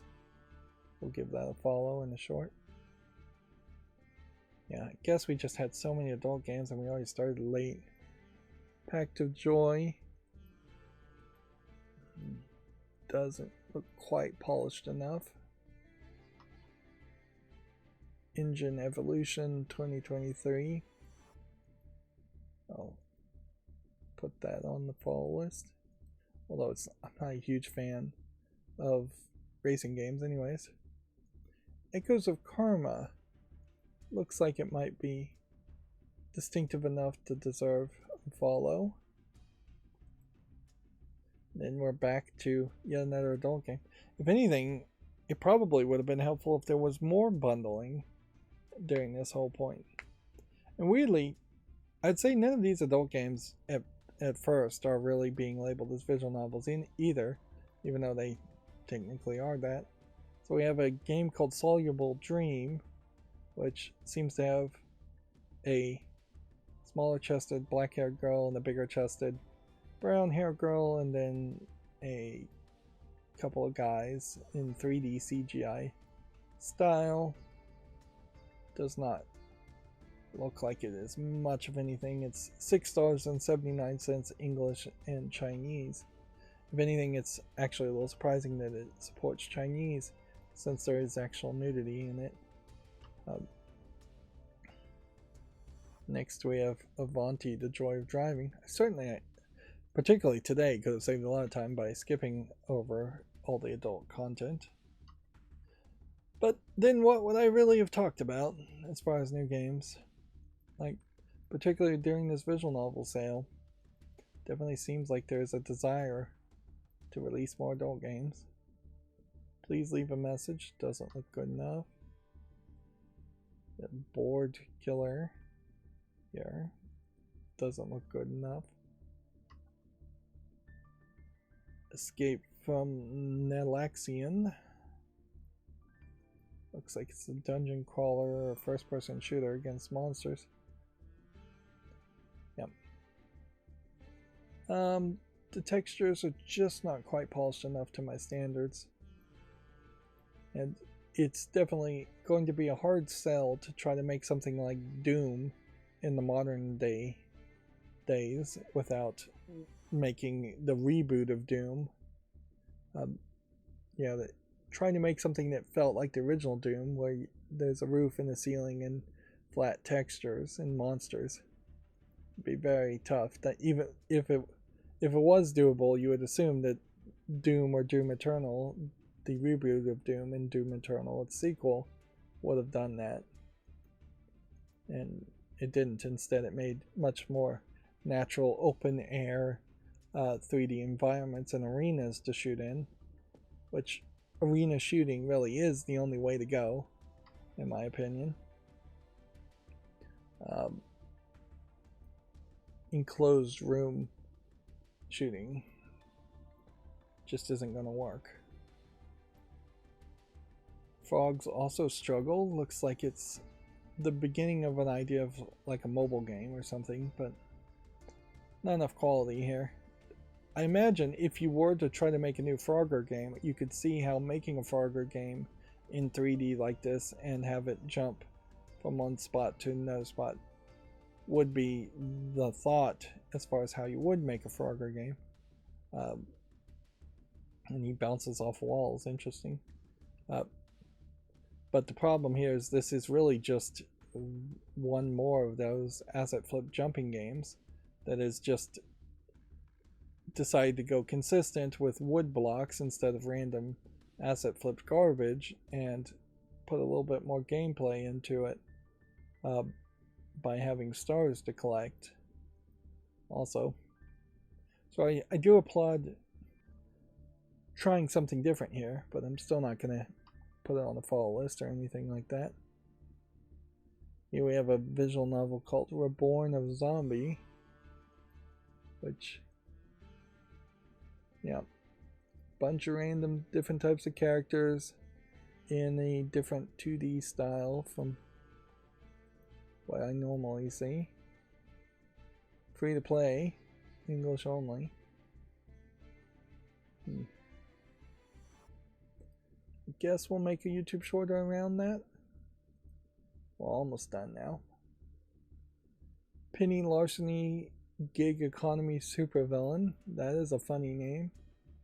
And this is a nicer looking Western art style. This feels kind of like comic book or web comic in its art style, and I would like to see more of that art style. English, allegedly full audio, selling for $10.79. But yeah, you've got a funny name for a title. You've got some good animation going here. It's standing out. It doesn't feel like it's a ripoff. It doesn't feel like it's a low effort game. So definitely put that on the follow list and give it a short. Next we have something that's probably Japanese only in the language, labeled as visual novel version, which makes me wonder what other versions actually existed. It's $6.29. It's Japanese only. There's no way to really tell. It's kind of a shame that there isn't a Google Lens plugin. I should actually investigate that to make sure if that's the case, because a Google Lens plugin that would just translate over things, which you can do on Android phones, if you set it up, it can straight up just translate other languages of the current app that's open. But if you could do that on Firefox, I could potentially get full translations here, and then that would let me talk about these games. Although what's the point of really even talking about these games when I couldn't really play the games that way? I guess that would be the next step. If I could get a Google Lens app to work on Windows in general, then I could play games that haven't been translated. Although, what's the point of being a video game critic and playing a game that hasn't been translated? Because then I still really shouldn't be recommending it to English-speaking players. Next we have Hammer of Virtue, which I think is probably mostly an asset flip destruction game where you're hammering things with a dinosaur for extra excitement. Say no to that. Escape Memories, questionable side stories. Looks just like an asset flip horror game, so I'm gonna say no to that. Dr. Smith Prologue is apparently in part a full motion video visual novel. Game consists of real people video recordings, talk with them, treat them, learn about psychology. Your choices have consequences. At the end of the game, after all your dialogues, you'll see a summary prologue version. So potentially this is a choose your own adventure visual novel where you're making choices and then that makes branching paths and you get a solution there. This feels very low effort, and clearly this guy has a green screen behind him, so he should be green screened on something, where if these characters have been green screened to just have a white wall behind him, that's not much. You can see there's fairly inconsistent lighting, and that's the difference between people trying to make a low effort game, people that don't really know how to shoot video, and somebody like the maker of Her Story, which really locked down the camera on the characters and got the video to look consistent between video to video, and had one actor doing the lines of dialogue correctly. Let's see, seems like there might be about 9 minutes of gameplay here in this prologue. Very, very little. I guess at a certain level the concept might be interesting, but even in the prologue they aren't doing anything to help themselves and make people interested in it. This is some kind of dating simulator game that is in part visual novel. We'll give that a follow too and make a short on that. And then that's going to be it for this stream. Again, a long one. As always, I ask you to like, share, subscribe, comment, and watch every second of my videos. If you want to support me further, there's a link down below in the description box. Thank you for watching. Have a good evening.